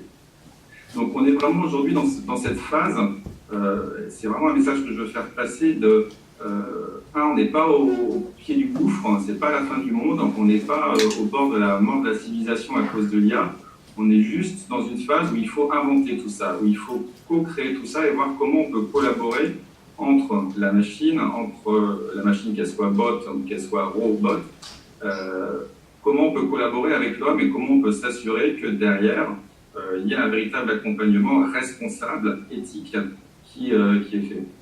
Et donc, par rapport à l'éducation, on a vu différents sujets. On n'a pas encore abordé, je crois que c'était un sujet que tu voulais aborder, Fabien, dans la leçon, c'est l'impact sur les métiers. Je ne sais pas si ça a été abordé avant dans les phrases, mais un petit peu. C'est un peu ce que je viens de dire sur la technologie qui va vraiment changer les métiers. Alors, il y en a certains qui vont disparaître, il y en a d'autres qui vont être créés. La vérité, elle est un petit peu plus nuancée, elle est que la structure de l'emploi va complètement évoluer. Parce que, bien évidemment, des tâches vont être automatisées. Et donc, quel est le sens de la collaboration entre l'homme et la machine? Comment le métier dans l'industrie manufacturière va bouger? Comment l'agricole va bouger? Comment le médical va bouger? C'est tout cela qu'il faut comprendre, qu'il faut analyser, voir ce qui est automatisable, voir ce qui est possible par la technologie et comprendre quelle est la valeur ajoutée encore de l'humain et comment l'humain peut se repositionner par rapport à ça. Donc là, c'est un gros enjeu de formation, d'accompagnement qu'il faut faire de manière pas super pessimiste, pas over-optimistique, mais de manière responsable et éthique, et sur lequel on est tous dans cette salle aujourd'hui en tant que citoyen, en tant que potentiel apprenant et en tant que professionnel, on est impacté et on est tout à fait impliqué. Et ben, du coup, ça ouvre sur le champ des compétences pour ces nouveaux métiers et de quelles nouvelles compétences on a besoin dans l'éducation de développer. Je ne sais pas, Johan, vu que tu es souvent en contact, on va commencer de façon plus précise, tu es souvent en contact de développeurs dans l'éducation. Comment les développeurs eux-mêmes doivent faire évoluer les compétences, notamment en termes de soft skills, etc. Comment on peut imaginer les nouvelles compétences des développeurs en lien avec l'IA de demain? Je prends 2 secondes de réflexion. En lien ou apprendre l'IA dans le sens... Demain, un développeur qui sort de l'école, qu'est-ce qu'il doit savoir faire? Répondre à des cas d'usage, justement, en faisant en fait des projets où il fait en fait concrètement des choses avec des livrables justement concrets sur une problématique donnée. Ce que je disais tout à l'heure sur le workshop, par exemple la création d'un chatbot ou de workshop sur quelque chose de reconnaissance d'image, par exemple. Moi, ça donne une notion de ok, il y a une pain value, donc vraiment il y a un problème à résoudre dans le monde réel. Comment, grâce à la technologie, je peux réussir à résoudre ce problème? Et ça peut passer du coup par l'intelligence artificielle pour permettre ça. Et c'est ce rapport qui fait que l'informatique, c'est pas un monde à part, ça a été créé pour répondre à un problème dans le monde réel. Et du coup, tout le temps avoir ce rapport en adéquation avec Et Sébastien, peut-être en dehors du champ des développeurs. Je voudrais rebondir quand même là-dessus, parce que moi, je trouve ça intéressant. Moi je pense qu'il faut quand même... l'IA, ça devient incontournable, c'est un phénomène de société, enfin c'est déjà là, et c'est puissant. Et tout à l'heure, tu parlais d'hybridation des formations, et je pense que c'est important, parce qu'aujourd'hui, un développeur, il devrait, je pense, à mon sens, ne pas simplement avoir une expertise mathématique de développeur, de scientifique. Au travers des tâches qu'on va lui demander, je pense qu'il est important qu'il ait quand même du recul sur ce qu'on lui demande et savoir si ce qu'il fait, ça a du sens, si c'est éthique ou pas. Parce qu'on ne doit pas simplement former les gens pour être très compétents techniquement. je pense que les gens doivent aussi être en mesure de se poser la question en tant que citoyen, est-ce que ce qu'ils font a du sens, est-ce qu'il doit être fait? En fait, avoir du recul quand même sur leur métier et pas simplement être... en fait, développeur, IA ou pas IA, aujourd'hui c'est un petit peu... il y a une image qui circule sur Internet, c'était un peu l'ouvrier à la chaîne d'avant. On va avoir de plus en plus de développeurs, c'est un métier qui devient incontournable, pour lequel on a beaucoup de demandes. Certains qui sont plus experts dans certains domaines, donc par exemple l'IA. Mais je pense que ça doit s'accompagner quand même d'une responsabilisation des gens. Voilà, parce que c'est un outil fort et puissant, qui peut avoir un impact, on en parle tout à l'heure, qui peut être très fort. Donc on parle d'hybridation, voilà, moi je pense que c'est bien et je pense qu'en fait on ne devrait plus avoir que des cours techniques pour former des experts très techniques, mais aussi leur apporter voilà, une connaissance voilà, des valeurs, des enjeux sociétaux, de l'éthique que ça peut avoir pour qu'après ils puissent vraiment mettre leur savoir-faire d'une façon en fait, qui soit bénéfique à la société. C'est juste pour rebondir sur ce point. On en revient à ce que... Je suis d'accord avec vous, je pourrais élaborer, mais non, c'est très bien. Et est-ce qu'il y a d'autres compétences en dehors du monde des développeurs qu'on peut imaginer dans l'éducation que tout un chacun devrait développer pour vivre dans le monde très IAisé, je ne sais pas comment on pourrait dire, dans le monde très intelligent de demain? Quel type de compétences tout un chacun devrait développer? Clément, du coup, si tu veux... Ce que j'essaie de faire en pratique sur ce thème-là, c'est développer une culture générale en fait de l'IA et de la tech, de la blockchain à l'IoT, en passant par toutes les familles de la data science, puisque c'est en constante évolution. L'IA, c'est ces 5 dernières années que c'est un peu en tête d'affiche, 3-4 dernières années plutôt. Mais la prochaine vague va peut-être arriver bientôt avec le nouveau concept, ces librairies et ces frameworks associés et tout ce qu'on veut. Donc l'idée c'est de faire passer le message aux étudiants qu'ils doivent avoir une culture générale et une curiosité qui ne soit pas bordée par ce que sont les sciences sociales, parce qu'ils auraient fait une école de commerce, donc les sciences sociales seraient leur seul domaine de curiosité. Et vraiment, voilà, enlever ces barrières, ces œillères et leur dire qu'ils doivent s'intéresser ils doivent lire Wired, ils doivent lire les revues du MIT, en gros, ils doivent se saisir du sujet techno et pas juste sur les cours qu'on leur donne, mais comme une attitude d'apprentissage tout au long de leur vie. Parce que l'IA, ce qu'elle nous a appris aussi, c'est qu'il y a des vagues majeures de techno qui se succèdent à intervalles rapides. Donc l'IA, c'est quoi? C'est 2015-2025, mais il faut qu'ils soient prêts et pas surpris par ce qui se passera en 2025 et l'année suivante. Mais ils sont assez convaincus, puisqu'entre la blockchain, l'IoT, enfin bref, ce qui fait tous les titres de journaux, ils savent que c'est en constant renouvellement. Merci, du coup plus de culture générale. Alors on va passer aux questions un petit peu de l'audience, donc n'hésitez pas à en poser, n'hésitez pas à interagir. Il y en a déjà pas mal. Alors il y en a une qui est remontée, il y a eu pas mal de likes. Pensez-vous qu'on pourrait avoir une IA correctrice de copie? Ah oui, ouais. Sur quel type de matière? Je trouve que c'est intéressant de se dire quel type de matière peut être traitée par une IA, comprise. Si je peux, il y a 5 ou 10 ans, il y a déjà des... c'était quoi? C'était le CAPES ou la GREG de systèmes d'info en sciences de gestion qui avait été complètement corrigé par une IA avec des heuristiques. En fait, plus le contenu est structuré, plus c'est facile. Mais avec les derniers développements, même le contenu non structuré, comme une disserte, pourrait être copié par une IA si tu as le dataset, enfin si tu as le nombre de copies suffisantes pour entraîner ton algo, tu pourrais tromper un prof de philo en terminale, c'est sûr. Même une copie de philo, tu oui, penses qu'elle est corrigeable au niveau du contexte? Ah oui, c'est sûr, parce que on va pas rentrer en technique, mais c'est assez... t'entraînes, tu fais une structure par paragraphe, tu entraînes l'IA à reconnaître ce que c'est qu'un discours introductif, à quoi ressemble une conclusion, et en fait, tu es assez surpris de voir qu'il y a vraiment des mimiques langagières très fortes. Et donc, une IA peut reproduire, en prenant juste comme indicateur, la formulation du sujet. Après, la note ne sera pas forcément fantastique, mais je pense que tu peux, en faisant des choses un peu bateau qui reprennent des belles citations, parce que l'IA peut après piocher les citations, comme un humain aurait plus de mal à le faire. Donc non, le correcteur pourrait même être bluffé sur certains, sur la citation des classiques grecs, et ce que tu veux. On serait peut-être sur une copie, sur des sujets un peu de dissertation. C'est peut-être là que la collaboration entre un humain et une machine peut être très efficace. Moi, par contre, sur cette thématique, je pense que l'IA, oui, on peut faire des IA pour faire des corrections de copies. Je pense qu'il n'y a pas tellement de limites. Je pense que ça ne serait même pas un enjeu si compliqué que ça selon les matières, selon si c'est structuré ou pas. Je pense que là où l'IA pourrait devenir plus impressionnante, c'est si elle était capable d'expliquer pourquoi c'est faux, dire là où c'est faux et pourquoi c'est faux. Et là, tout d'un coup, l'enjeu, je pense qu'il est beaucoup plus important et surtout beaucoup plus intéressant.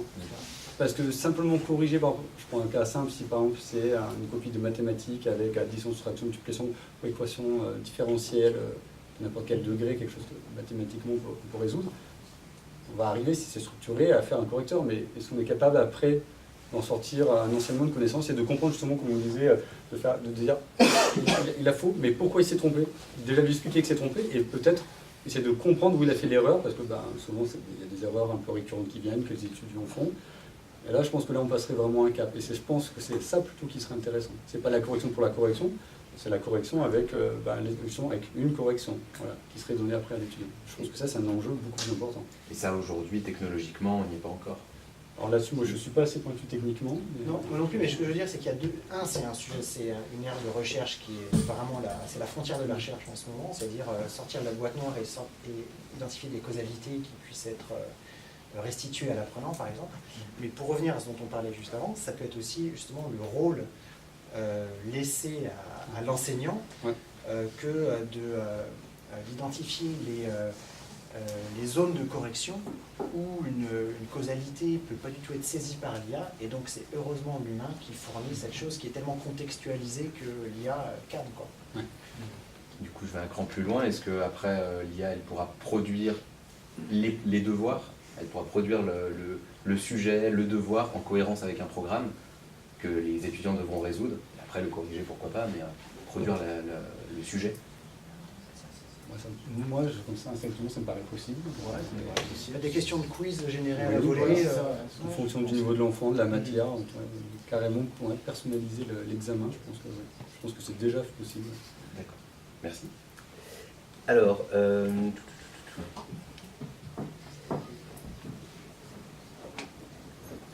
bon, il y a une question un petit peu plus générale, mais qui est intéressante quand même, qui concerne l'éducation nationale et sa capacité à se transformer. Mais c'est quand même une question de fond au niveau de la société. Comment vous pensez que le paysage éducatif va se structurer du fait de l'IA et des profondes transformations très rapides qu'on n'a pas l'habitude, en tout cas en France, je ne sais pas trop dans les autres pays, mais d'intégrer à cette vitesse-là au niveau de l'éducation nationale, et est-ce que ça va avoir des impacts sur l'écosystème? Peut-être Renaud, pour commencer? Ouais, je prends la patate chaude. Ouais. L'éducation nationale, hein, vous connaissez le mammouth, hein, c'est compliqué de le bouger. Faut voir que, et c'est pas uniquement lié à l'éducation nationale, mais la techno va toujours plus vite que les entreprises, qui vont toujours plus vite que les gouvernements, et encore plus vite que l'éducation nationale au sens large. Donc, bien évidemment, il y aura toujours un temps de latence entre la capacité de l'éducation nationale de réagir à des innovations technologiques et à pouvoir les intégrer. Bon, ça, c'est le discours un petit peu pragmatique d'entrepreneur, mais il y a, ceci dit, avec le rapport Vianney, avec le positionnement du DPIA, une vraie volonté d'investir dans ces sujets d'IA, de prendre l'IA en tant qu'impactant d'un point de vue économique, mais aussi d'un point de vue éducatif, sociétal, impact sur les formations, impact sur les métiers. Donc, il y a une vraie prise de conscience, je pense, aujourd'hui au niveau national et notamment au sein du gouvernement, de ces enjeux et de savoir comment au mieux les accompagner. Il y a quand même un plan aujourd'hui IA qui vaut ce qu'il vaut, qui est écrit quand même par quelqu'un et en collaboration avec des personnes compétentes, qui s'inscrit dans une dynamique aussi européenne et a fortiori mondiale. Donc il y a une vraie réflexion internationale sur le sujet de l'impact de ces technologies sur les formations et sur l'éducation. Aujourd'hui, la France suit ce même chemin. Est-ce qu'elle aura la capacité d'être l'un des leaders Bon, c'est un petit peu, j'ai un peu des doutes parce qu'il y a quand même des investissements majeurs qui sont faits en Chine, des investissements majeurs aussi qui sont faits aux États-Unis sur tous les domaines de l'IA et notamment le domaine de l'IA appliqué à l'éducation et à l'employabilité. Mais ça ne veut pas dire qu'il faut baisser les bras pour autant. Certains conférenciers qui s'autoproclament spécialistes de l'intelligence artificielle, notamment des transhumanistes, on va dire, disent que voilà, on a tout paumé en France, on est mort, on est derrière la bataille, on n'a rien compris, on est des nazes. Bon, c'est pas aussi simple que ça. On a des vrais talents, on a des vrais ingénieurs, on a des vrais éthiciens, des vrais philosophes, des vrais sociologues qui réfléchissent à ces sujets-là. Et il faut encourager ce mouvement-là dans une approche totalement multidisciplinaire, c'est ce qu'on a dit un petit peu avant. Et donc je pense que voilà, s'il y a une fédération, pas forcément au niveau de l'État, au niveau du gouvernement uniquement, mais au niveau des différents acteurs de l'éducation, de se fédérer, de travailler ensemble pour apporter ces parcours hybrides, multidisciplinaires, on pourra changer. Il ne faut pas attendre que le grand mammouth vienne nous secouer parce qu'il mettra du temps à nous secouer. C'est plutôt à nous d'aller nous organiser localement, régionalement, avec un impact national si possible, pour faire avancer les choses. Et là, derrière, l'éducation nationale, j'espère, réagira et viendra en support et en backup. Merci. Est-ce que vous voulez compléter? Moi, sur la chose, c'est on parle de l'éducation nationale comme un mammouth, mais d'un côté, il forme quand même un ensemble très grand de personnes chaque année. Et c'est la problématique de... Je pense que si l'éducation nationale, on leur a apporté une solution concrète qui répond à l'ensemble des use cases, ou en tout cas un use case qui s'applique à l'ensemble de la population, elle serait prenante. Le cas, c'est que il faut répondre, le mammouth doit répondre à beaucoup de populations complètement différentes, beaucoup de use cases complètement différents. Et certes, elle a du mal, certainement, à se redécouvrir, ou en tout cas à s'améliorer, parce qu'il est difficile de faire de la recherche et développement sur quelque chose qui touche autant, sur une utilité publique qui touche autant de personnes. Merci. En tout cas, pour donner un peu de l'espoir aux gens, parce qu'on rigolait quand on a dit l'éducation nationale, mais ça a été dit juste avant, quand même, il faut noter qu'il se passe quand même des choses, même si après, voilà, la vélocité n'est pas la même, et on peut quand même noter que l'éducation nationale a lancé quand même un partenariat d'innovation sur l'intelligence artificielle, justement, pour faire une première expérimentation, pour avoir des assistants virtuels avec de l'intelligence artificielle, pour le cycle 2 dans les écoles primaires pour les mathématiques et le français. Donc c'est quand même un premier pas, on verra ce que ça donne, mais c'est quand même pour dire que c'est un sujet qu'on ne peut plus ignorer, et que donc même le ministère de l'Éducation nationale s'y met, et je pense qu'au contraire, ils vont essayer de faire des petites expérimentations assez ciblées, et après ça ira avec laquelle ça ira, mais en tout cas c'est pas totalement ignoré, c'est donc déjà quelque chose que je trouve de positif. Cette petite expérimentation, tu peux nous la décrire un tout petit peu plus si tu Alors connais. là, elle est L'objectif. Non, mais son objectif, voilà, c'est assez simple. On sait en cours, les gens n'ont pas encore été retenus, mais en fait, ils demandent à des sociétés de présenter des solutions innovantes qui vont servir d'assistants virtuels pour aider les professeurs du cycle 2, en matière de mathématiques et français. Et des sociétés ensuite seront retenues pour faire des expérimentations réelles sur le terrain, dans des académies, pour voir un peu l'impact et l'utilité de ces assistants. Voilà. Avec l'intelligence artificielle. Alors, une question du coup, la sortie des études, on entend souvent cette problématique de la fuite des cerveaux. Comment faire pour, vu qu'en France on a un vrai réservoir de talent, qu'est-ce qui peut être imaginé pour les garder sur notre territoire et faire en sorte qu'ils développent les compétences françaises? Clément? On a une excellente protection sociale et c'est un très bon vecteur d'attrait pour les talents, pour les Français qui reviennent en France, mais aussi pour toute une série de collaborateurs internationaux qui sont ravis de voir qu'ils pourront payer leurs soins de santé.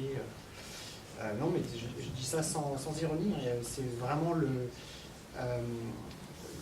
modèle social en France, la culture en France est vraiment un gros vecteur d'attractivité et ça peut peut-être que les expats s'en rendent compte quand ils commencent à avoir des enfants et que les coûts associés à... On n'est plus juste un jeune individu en bonne santé en fait. on a besoin du soutien de la collectivité. On se rend compte qu'en France, il y a ce tissu social et puis c'est à la fois cette sécurité sociale et tout ce welfare state qui fait du bien. Peut-être que Renaud, je ne sais pas quelles sont tes conversations avec les Français que tu dois connaître sur la côte ouest ou la côte est d'ailleurs, mais moi il m'avait semblé que c'était un sujet récurrent, quoi. Tout à fait, la France et autres. Le souci arrive quand, au bout de 2 ans, 3 ans, vous devez passer au stade d'après, vous tombez en plein dans la vallée de la mort, et que là, vous avez des prototypes, vous avez des POC, mais le produit n'est pas finalisé, et vous avez besoin de relais auprès de grands groupes, auprès de financeurs, des fonds d'investissement et autres. Et là, il y a un gros blanc. Donc, c'est pas que les talents s'en vont parce qu'on n'est pas bien en France, c'est que juste, des vrais talents ne trouvent pas forcément les financements. Et c'est pas que la France, c'est vraiment assez fort en Europe, parce qu'on n'a pas une structure de capital risque, donc d'investisseurs, qui est structurée comme ça peut être le cas aux États-Unis. On n'a pas un Nasdaq et l'implication des grands groupes technologiques, comme ça peut l'être aux États-Unis ou même en Asie. Donc voilà, il y a cette question au-delà du talent qui arrive à s'épanouir au départ, comment on peut le garder dans la durée, le talent innovant qui est entrepreneur. Donc le sujet, il est aussi beaucoup là. La France, encore une fois, reste très attractive, l'Europe est attractive, on arrive à développer l'innovation. Ma vraie question, elle est comment on garde cette innovation sur le long terme. Et ça, il y a toute une structure économique, d'investissement, d'implication des grands groupes qui, derrière, se disent bloqués par le droit du travail. Ça peut être questionnable. Mais voilà, donc il y a tout cet écosystème qui est fortement impactant sur la fuite des cerveaux, mais qui ne fuient pas parce qu'ils ne sont pas heureux en France ou qu'ils ne trouvent pas de débouchés. C'est juste qu'à un moment, pour croître, ils trouvent que c'est plus simple aux US ou en Asie. Merci. J'aimerais revenir sur la question aussi, je pense aussi que c'est le but de l'association Lyon ISEAI, c'est de promouvoir l'écosystème lyonnais justement pour que les gens qui se spécialisent dans le domaine, donc les cerveaux, comme on les appelle, puissent en fait comprendre qu'il y a des opportunités même en France et même à Lyon. Un étudiant, quand il commence à faire de l'intelligence artificielle, il va se dire « Ah, mais si je veux trouver du travail, il va se diriger vers les GAFA, donc Google, Amazon, Facebook et autres. Parce qu'il y a que cette connaissance-là, que c'est eux qui maîtrisent à l'heure actuelle l'état de l'art de l'intelligence artificielle. Mais en tant que tel, c'est faux. C'est juste un problème d'échelle, mais même sur Lyon, on a des entreprises très innovantes et à la pointe technologique sur ces sujets-là. Et l'association, justement, sert à promouvoir ça pour donner une perspective d'avenir en France. Merci. Je suis bien d'accord. Alors, j'avais une question super intéressante. Oui, pour l'éducation, de quelles données on a besoin pour produire des algorithmes qui s'implantent dans l'éducation? Quelles données il faut aller chercher pour faire de l'IA dans l'éducation? Pour délivrer du contenu adapté. Par exemple. La liste peut être très longue en fait, parce que bien entendu on a besoin d'informations quant au niveau de l'élève sur on va dire le panel de compétences qu'on souhaite lui faire acquérir. Mais on peut essayer d'expérimenter avec des données un petit peu un peu différentes pour jouer sur l'engagement de l'enfant, pour pas qu'il décroche, c'est-à-dire est-ce qu'on peut être capable de mesurer le fait au travers de ce qu'il est en train de faire des applications qu'il est en train de décrocher, qu'il est démotivé, qu'il est trop excité, qu'il ne gère pas le stress quand une application lui met un temps limite. Et ça, c'est le type de données qu'on peut essayer de relever pour après, derrière, essayer de créer, d'identifier un profil d'apprenant et pour encore venir maximiser, personnaliser finalement le contenu qu'on lui délivre. Donc, ce n'est pas forcément des données de compétences, ça peut être aussi des données un peu plus personnelles, voilà, je dirais qu'ils peuvent permettre de définir un profil d'apprenant. Des choses à compléter? Non, je vais juste abonder dans ce sens. D'accord. Non, pas spécialement. Et du coup, la même personne demande, de façon un petit peu plus provocatrice, quelle lacune de l'intelligence humaine on essaye de résoudre via l'IA? Est-ce que ça suffirait pas de mettre plus de moyens humains dans l'éducation? Est-ce qu'il y a des choses vraiment qui sont des apports que l'humain ne pourrait pas traiter? Moi, je pense à la recherche de contenu. À un moment, évidemment, si tu mets 10 bibliothécaires par classe, tes contenus, tu l'auras scanné en intégralité, mais c'est pas rationnel de faire ça. L'analogie, c'est si on prend Google Search, ils ont remplacé un certain nombre d'assistants bibliothèques parce que maintenant on a une façon algorithmique de trouver un contenu plus facilement. Et la question, elle devient juste rhétorique. Évidemment, on pourrait, avec un certain nombre d'humains, se passer de ce service, sauf que ça ne ferait pas sens. Je pense qu'il y a... Donc c'est une question pertinente, mais qui aide à identifier les cas où l'IA serait gadget versus le cas où elle est essentielle. Mais quand on parlait, encore une fois, on parlait des étudiants en décrochage, mais prenons l'inverse, les étudiants de grand talent, parfois on n'a pas le temps de les identifier. Je ne pense pas que ça soit parce que les écoles seraient en tension de ressources humaines. C'est juste que nous, on a un format de classe, par exemple, entre 30 et 50 étudiants. On a plusieurs classes. Évidemment, un prof héroïque pourrait se faire ses petits algos, ou alors non, lire plutôt, relire toutes les copies, puis regarder on voit que ça ne marcherait pas comme ça. Se faire aider ou se faire augmenter par un outil algorithmique, c'est une solution assez bonne, je trouve. Vous partagez Oui, moi je... Très bien. Juste pour intervenir de mon côté, c'est une question provocatrice, donc je vais être provocateur à mon tour. La question, elle n'est pas bien posée. L'IA, elle n'est pas là pour, la manière dont c'est présenté, elle n'est pas là pour suppléer à l'homme pour un défaut de l'homme.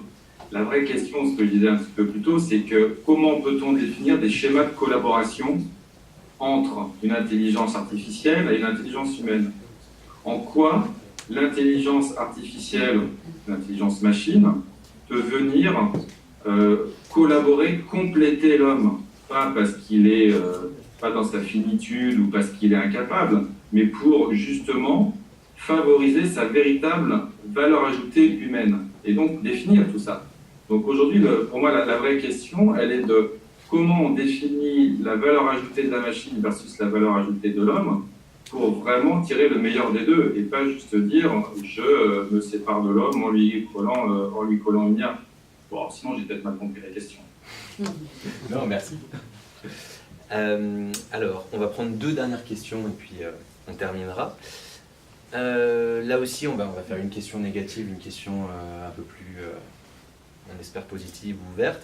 Donc la dernière question un peu négative, comment préparer le gouffre que va creuser l'IA en matière d'inégalité sociale? C'est une question alors qu'elle soit pertinente ou non, là je vous laisse aussi y répondre, voilà. Mais c'est quand même quelque chose qu'on entend souvent, que l'IA risque de favoriser ceux qui sont capables de la comprendre et de l'utiliser, et de défavoriser ceux qui ne le seront pas. Comment l'école peut préparer aussi à éviter ce gouffre? Moi je trouve cette question assez étonnante, parce que moi j'ai un côté plutôt optimiste. Je pense que le but c'est d'essayer d'utiliser les technologies à bon escient, et justement je trouve que l'intelligence artificielle devrait permettre justement de gommer les inégalités sociales, parce que justement elle aurait pour but de délivrer du contenu adapté à chacun, le meilleur possible pour chacun, chose qu'on ne peut pas faire aujourd'hui forcément dans une classe. Donc l'idée, si on parlait de changement de posture, de professeur augmenté, que ça soit un service. Donc l'idée c'est que les choses se passent mieux et qu'en plus soient plus adaptées. Et puis on parle justement d'intelligence artificielle, donc on parle quand même d'intelligence. Donc l'idée, c'est d'avoir une intelligence supplémentaire à notre service. Donc je pense qu'elle ne devrait pas avoir pour but justement de créer des inégalités sociales, mais au contraire de les gommer. Moi je le vois, dans ma vision, dans l'intention qu'on a par exemple dans ma société, c'est un peu plutôt l'objectif qu'on a avec ça. L'intérêt qu'on voit dans l'intelligence artificielle, c'est d'améliorer les choses et donc de donner plus de chances à tout le monde de réussir par exemple à l'école. C'est pour ça que je trouve la question, je préfère me dire qu'elle est étonnante parce que je voyais vraiment les choses différentes. Ça revient à ce qu'on disait tout à l'heure avec aller repêcher ceux qui sont en difficulté grâce à ça. D'autres éléments de réponse? Ouais, rapidement, je trouve personnellement que c'est une question tout à fait pertinente et qui repositionne la question du développement de la technologie. dans les derniers développements technologiques, notamment dans les révolutions industrielles qu'on a pu connaître, il est vrai que la technologie a favorisé les asymétries de pouvoir. Je pense notamment entre le nord et le sud. Tout l'industriel qui s'est développé, tout le monde industriel qui s'est développé au nord a pu se faire par le passé au détriment du sud, des pays émergents, des pays entre guillemets sous-développés. Et donc aujourd'hui, on a un biais de se dire, ben voilà, toute technologie qui arrive peut être utilisée de manière autoritaire par l'État ou par la région qui a développé cette technologie, et cette région va garder le bénéfice de cette technologie pour asseoir ses gains de productivité et donc ne va pas vouloir la diffuser au reste du monde. Donc, du coup, on fait des asymétries de pouvoir entre le nord et le sud, entre des personnes qui ont accès à ces technos et qui n'ont pas. Donc la question de l'IA, la question est la même pour l'IA. Est-ce que l'IA qui va être développée aux États-Unis, l'IA qui va être développée dans le nord de l'Europe, n'est pas une menace pour justement la montée en compétence de l'Afrique? C'est une vraie question. Et par rapport à ce qui vient d'être dit, en effet, je pense que l'IA peut diminuer ces asymétries de pouvoir, peut permettre de réduire ces problèmes de répartition de l'accès à la technologie, de répartition des bénéfices, de la productivité, des gains de productivité liés au développement de ces technologies, et qu'aujourd'hui, il faut vraiment regarder de manière très responsable comment on peut s'assurer que le développement de l'IA se fait au niveau pour un bénéfice mondial et une répartition globale. Et aujourd'hui, si on regarde l'Afrique, le développement qui a pas eu un développement de système bancaire parce qu'ils n'ont pas moins eu accès, qui n'a pas eu le développement d'une industrie robotisée parce qu'ils n'y ont pas eu accès. Pourtant, aujourd'hui, l'Afrique, avec les applications mobiles, est dans certains pays très largement en pointe sur les développements d'apps, sur les paiements automatisés par smartphone ou autres. Et donc, il y a un rattrapage intéressant et qu'il faut, je pense, vraiment, au-delà d'encourager, qu'il faut accompagner de manière coopérative entre les différents hémisphères, pour dire comment s'assurer que tout ce qu'on va faire aux États-Unis, dans le nord de l'Europe, peut être fait en collaboration avec d'autres régions qui ont, pendant très longtemps, été un petit peu exclues quand même des développements technologiques. Donc la question est très pertinente, c'est un vrai sujet qu'il faut accompagner et qui est en train de se produire, je pense. Par rapport à ça, je veux juste rebondir sur quelque chose qui est très intéressant en IA et qui est, je promouvois beaucoup, c'est le fait que tout l'état de l'art d'intelligence artificielle est open source. Et ça, c'est un point qui est très important, c'est que c'est pas des entreprises comme les GAFA qui détiennent justement l'intelligence et sur les dernières méthodes dans leur coin cloisonnés en silo par entreprise. Il y a vraiment une notion open source de la chose, de vouloir transmettre au reste du monde les recherches et les aboutissements de la recherche et développement en IA sur l'ensemble du monde. Et ça, je pense que c'est une très bonne chose justement pour diminuer les inégalités parce que tout le monde a accès à cette ressource. Merci. On va passer à la dernière question. Là, on va faire une dernière question. J'en ai trouvé une qui ouvre bien. Certains d'entre vous qui ont des enfants, d'autres pas forcément. Mais est-ce que chacun à votre tour, vous pourriez me donner soit un exemple, soit une idée de comment apprendre l'IA soit au niveau du code, soit au niveau de l'utilisation à ses enfants? Qui veut commencer? Moi j'ai des enfants, Ouais. mais ils sont assez petits pour que j'ai pas encore eu besoin de me poser la question, mais je me la pose. Mais T'as une idée avec... je pense que ça passera par de la sensibilisation de toute façon, en fonction de je pense qu'il faut les accompagner en fait pendant qu'ils grandissent. Je pense que c'est aussi, quand ils grandissent, leur montrer que vous avez de l'intelligence artificielle, parce que l'intelligence artificielle finalement c'est quelque chose qui n'est pas palpable. Les enfants, ça vit quand même dans un monde physique et concret. Donc il faut qu'ils rentrent d'abord dans le numérique, il faut qu'ils comprennent ce qui se passe derrière. Donc je pense qu'abord il y a de la culture. Puis après il y a quand même beaucoup d'initiatives autour quand même de l'apprentissage du code. En plus des choses de plus en plus malines, qui passent même par du physique, avec des objets en bois qu'on fait déplacer un peu motorisés. Donc, je pense qu'on peut avancer par étapes en fait, pour vraiment donner une culture d'abord peut-être du numérique, du code, et après de ce qu'est l'intelligence artificielle. Je pense que je n'ai pas un exemple concret, mais je pense que c'est un apprentissage en fait, qui peut se faire un petit peu tout du long. Donc peut-être que la robotique peut être un super moyen s'il y a ce besoin de concret au début. Moi je pense à un super moyen, justement c'est quelque chose de physique et on vit quand même dans un monde de physique et c'est aussi une façon voilà, de transposer dans un objet du réel quelque chose qui lui est complètement finalement intangible. Merci. Clément. Pareil, j'irais plutôt sur la robotique que sur les écrans. J'ai fait essayer Scratch à mes enfants, mais déjà c'est sur un desktop, c'est pas sur un téléphone, donc c'est en train d'évoluer. Pour l'instant, c'est pas le cas. Donc manier la souris, ça les embête. Et donc la robotique, tout ce qui serait à base de Lego ou de pièces aimantées, qui serait un peu ça serait une bonne façon, je pense. Johan, je crois pas que t'aies d'enfant, mais... Non. Pour ça, ouais, je rejoins sur le côté compliqué. Je suppose il y a un petit robot justement qui est sorti il n'y a pas si longtemps que ça, qui permettait justement qui détecte les bords, les bords des meubles pour qu'ils s'arrêtent au bon moment, un truc comme ça. Je pense que c'est quelque chose qui peut au moins attirer leur curiosité sur le fait, ah tiens, comment il est capable de faire ça, et donc s'intéresser sur le côté réflexion de la chose. Renaud. Bah oui, moi j'ai des enfants, j'ai 13, 11 et 8. Enfin, c'est les âges, hein, c'est pas le nombre d'enfants. En fait, ça a été juste... c'est vrai que la robotique, pour ça, est très bien parce que ça permet à la technologie de prendre corps via une machine qui réagit de manière parfois surprenante.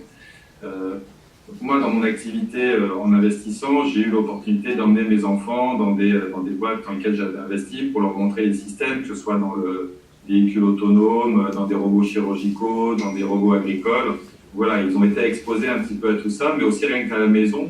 Quand il y a 10 ans, j'ai acheté mon premier Roomba aspirateur, quand ils étaient tout petits, tout gamins, ils voulaient monter dessus, quoi. Ils voyaient le truc qui bougeait, ça les a rigolé d'essayer de monter dessus. Donc, il y a une question d'exposition à la technologie dès le plus jeune âge qui est intéressante. Alors, on ne va pas leur apprendre à faire du C++ ou du Python dès 6 ans, mais au moins une exposition à la technologie et puis à la robotique pour une ouverture d'esprit, pour se préparer, sachant que elle a déjà fait cette expérience, même un enfant de 7 ans, 8 ans utilise une tablette super rapidement parce que les interfaces sont tellement bien faites que c'est très très intuitif. Donc c'est assez surprenant. Donc ils sont nés là-dedans, ils vivent avec ça, ils sont très curieux par rapport à ça, donc il faut entretenir cette curiosité-là. Et puis après, avec l'âge, moi j'ai donc un ado de 13 ans, il code sur Scratch parce qu'il a vu de la robotique, parce qu'il s'intéresse à tout ça. Il commence, mon Python c'est encore un peu jeune, mais voilà, donc c'est au fur et à mesure, il y a plein d'outils au fur et à mesure qui arrivent, mais c'est vrai que la question, comme ça a été dit avant, de l'exposition, de leur faire bidouiller des choses, côté un peu maker, comme on dit à Réunion, est intéressante à développer, mais sans les forcer tant, c'est juste les initier. Merci. Eh bien, on va s'arrêter là. Merci beaucoup à vous quatre. On peut les applaudir.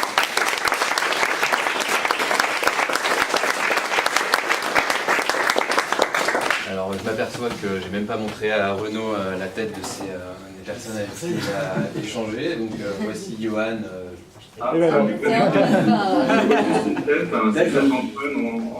tant pis. Page de fond. Une prochaine fois. Antoine s'est imposé. Ok. Tant pis, on t'enverra les photos et la vidéo. Merci. Bonne soirée à tous. Merci. Merci beaucoup. Bonne soirée.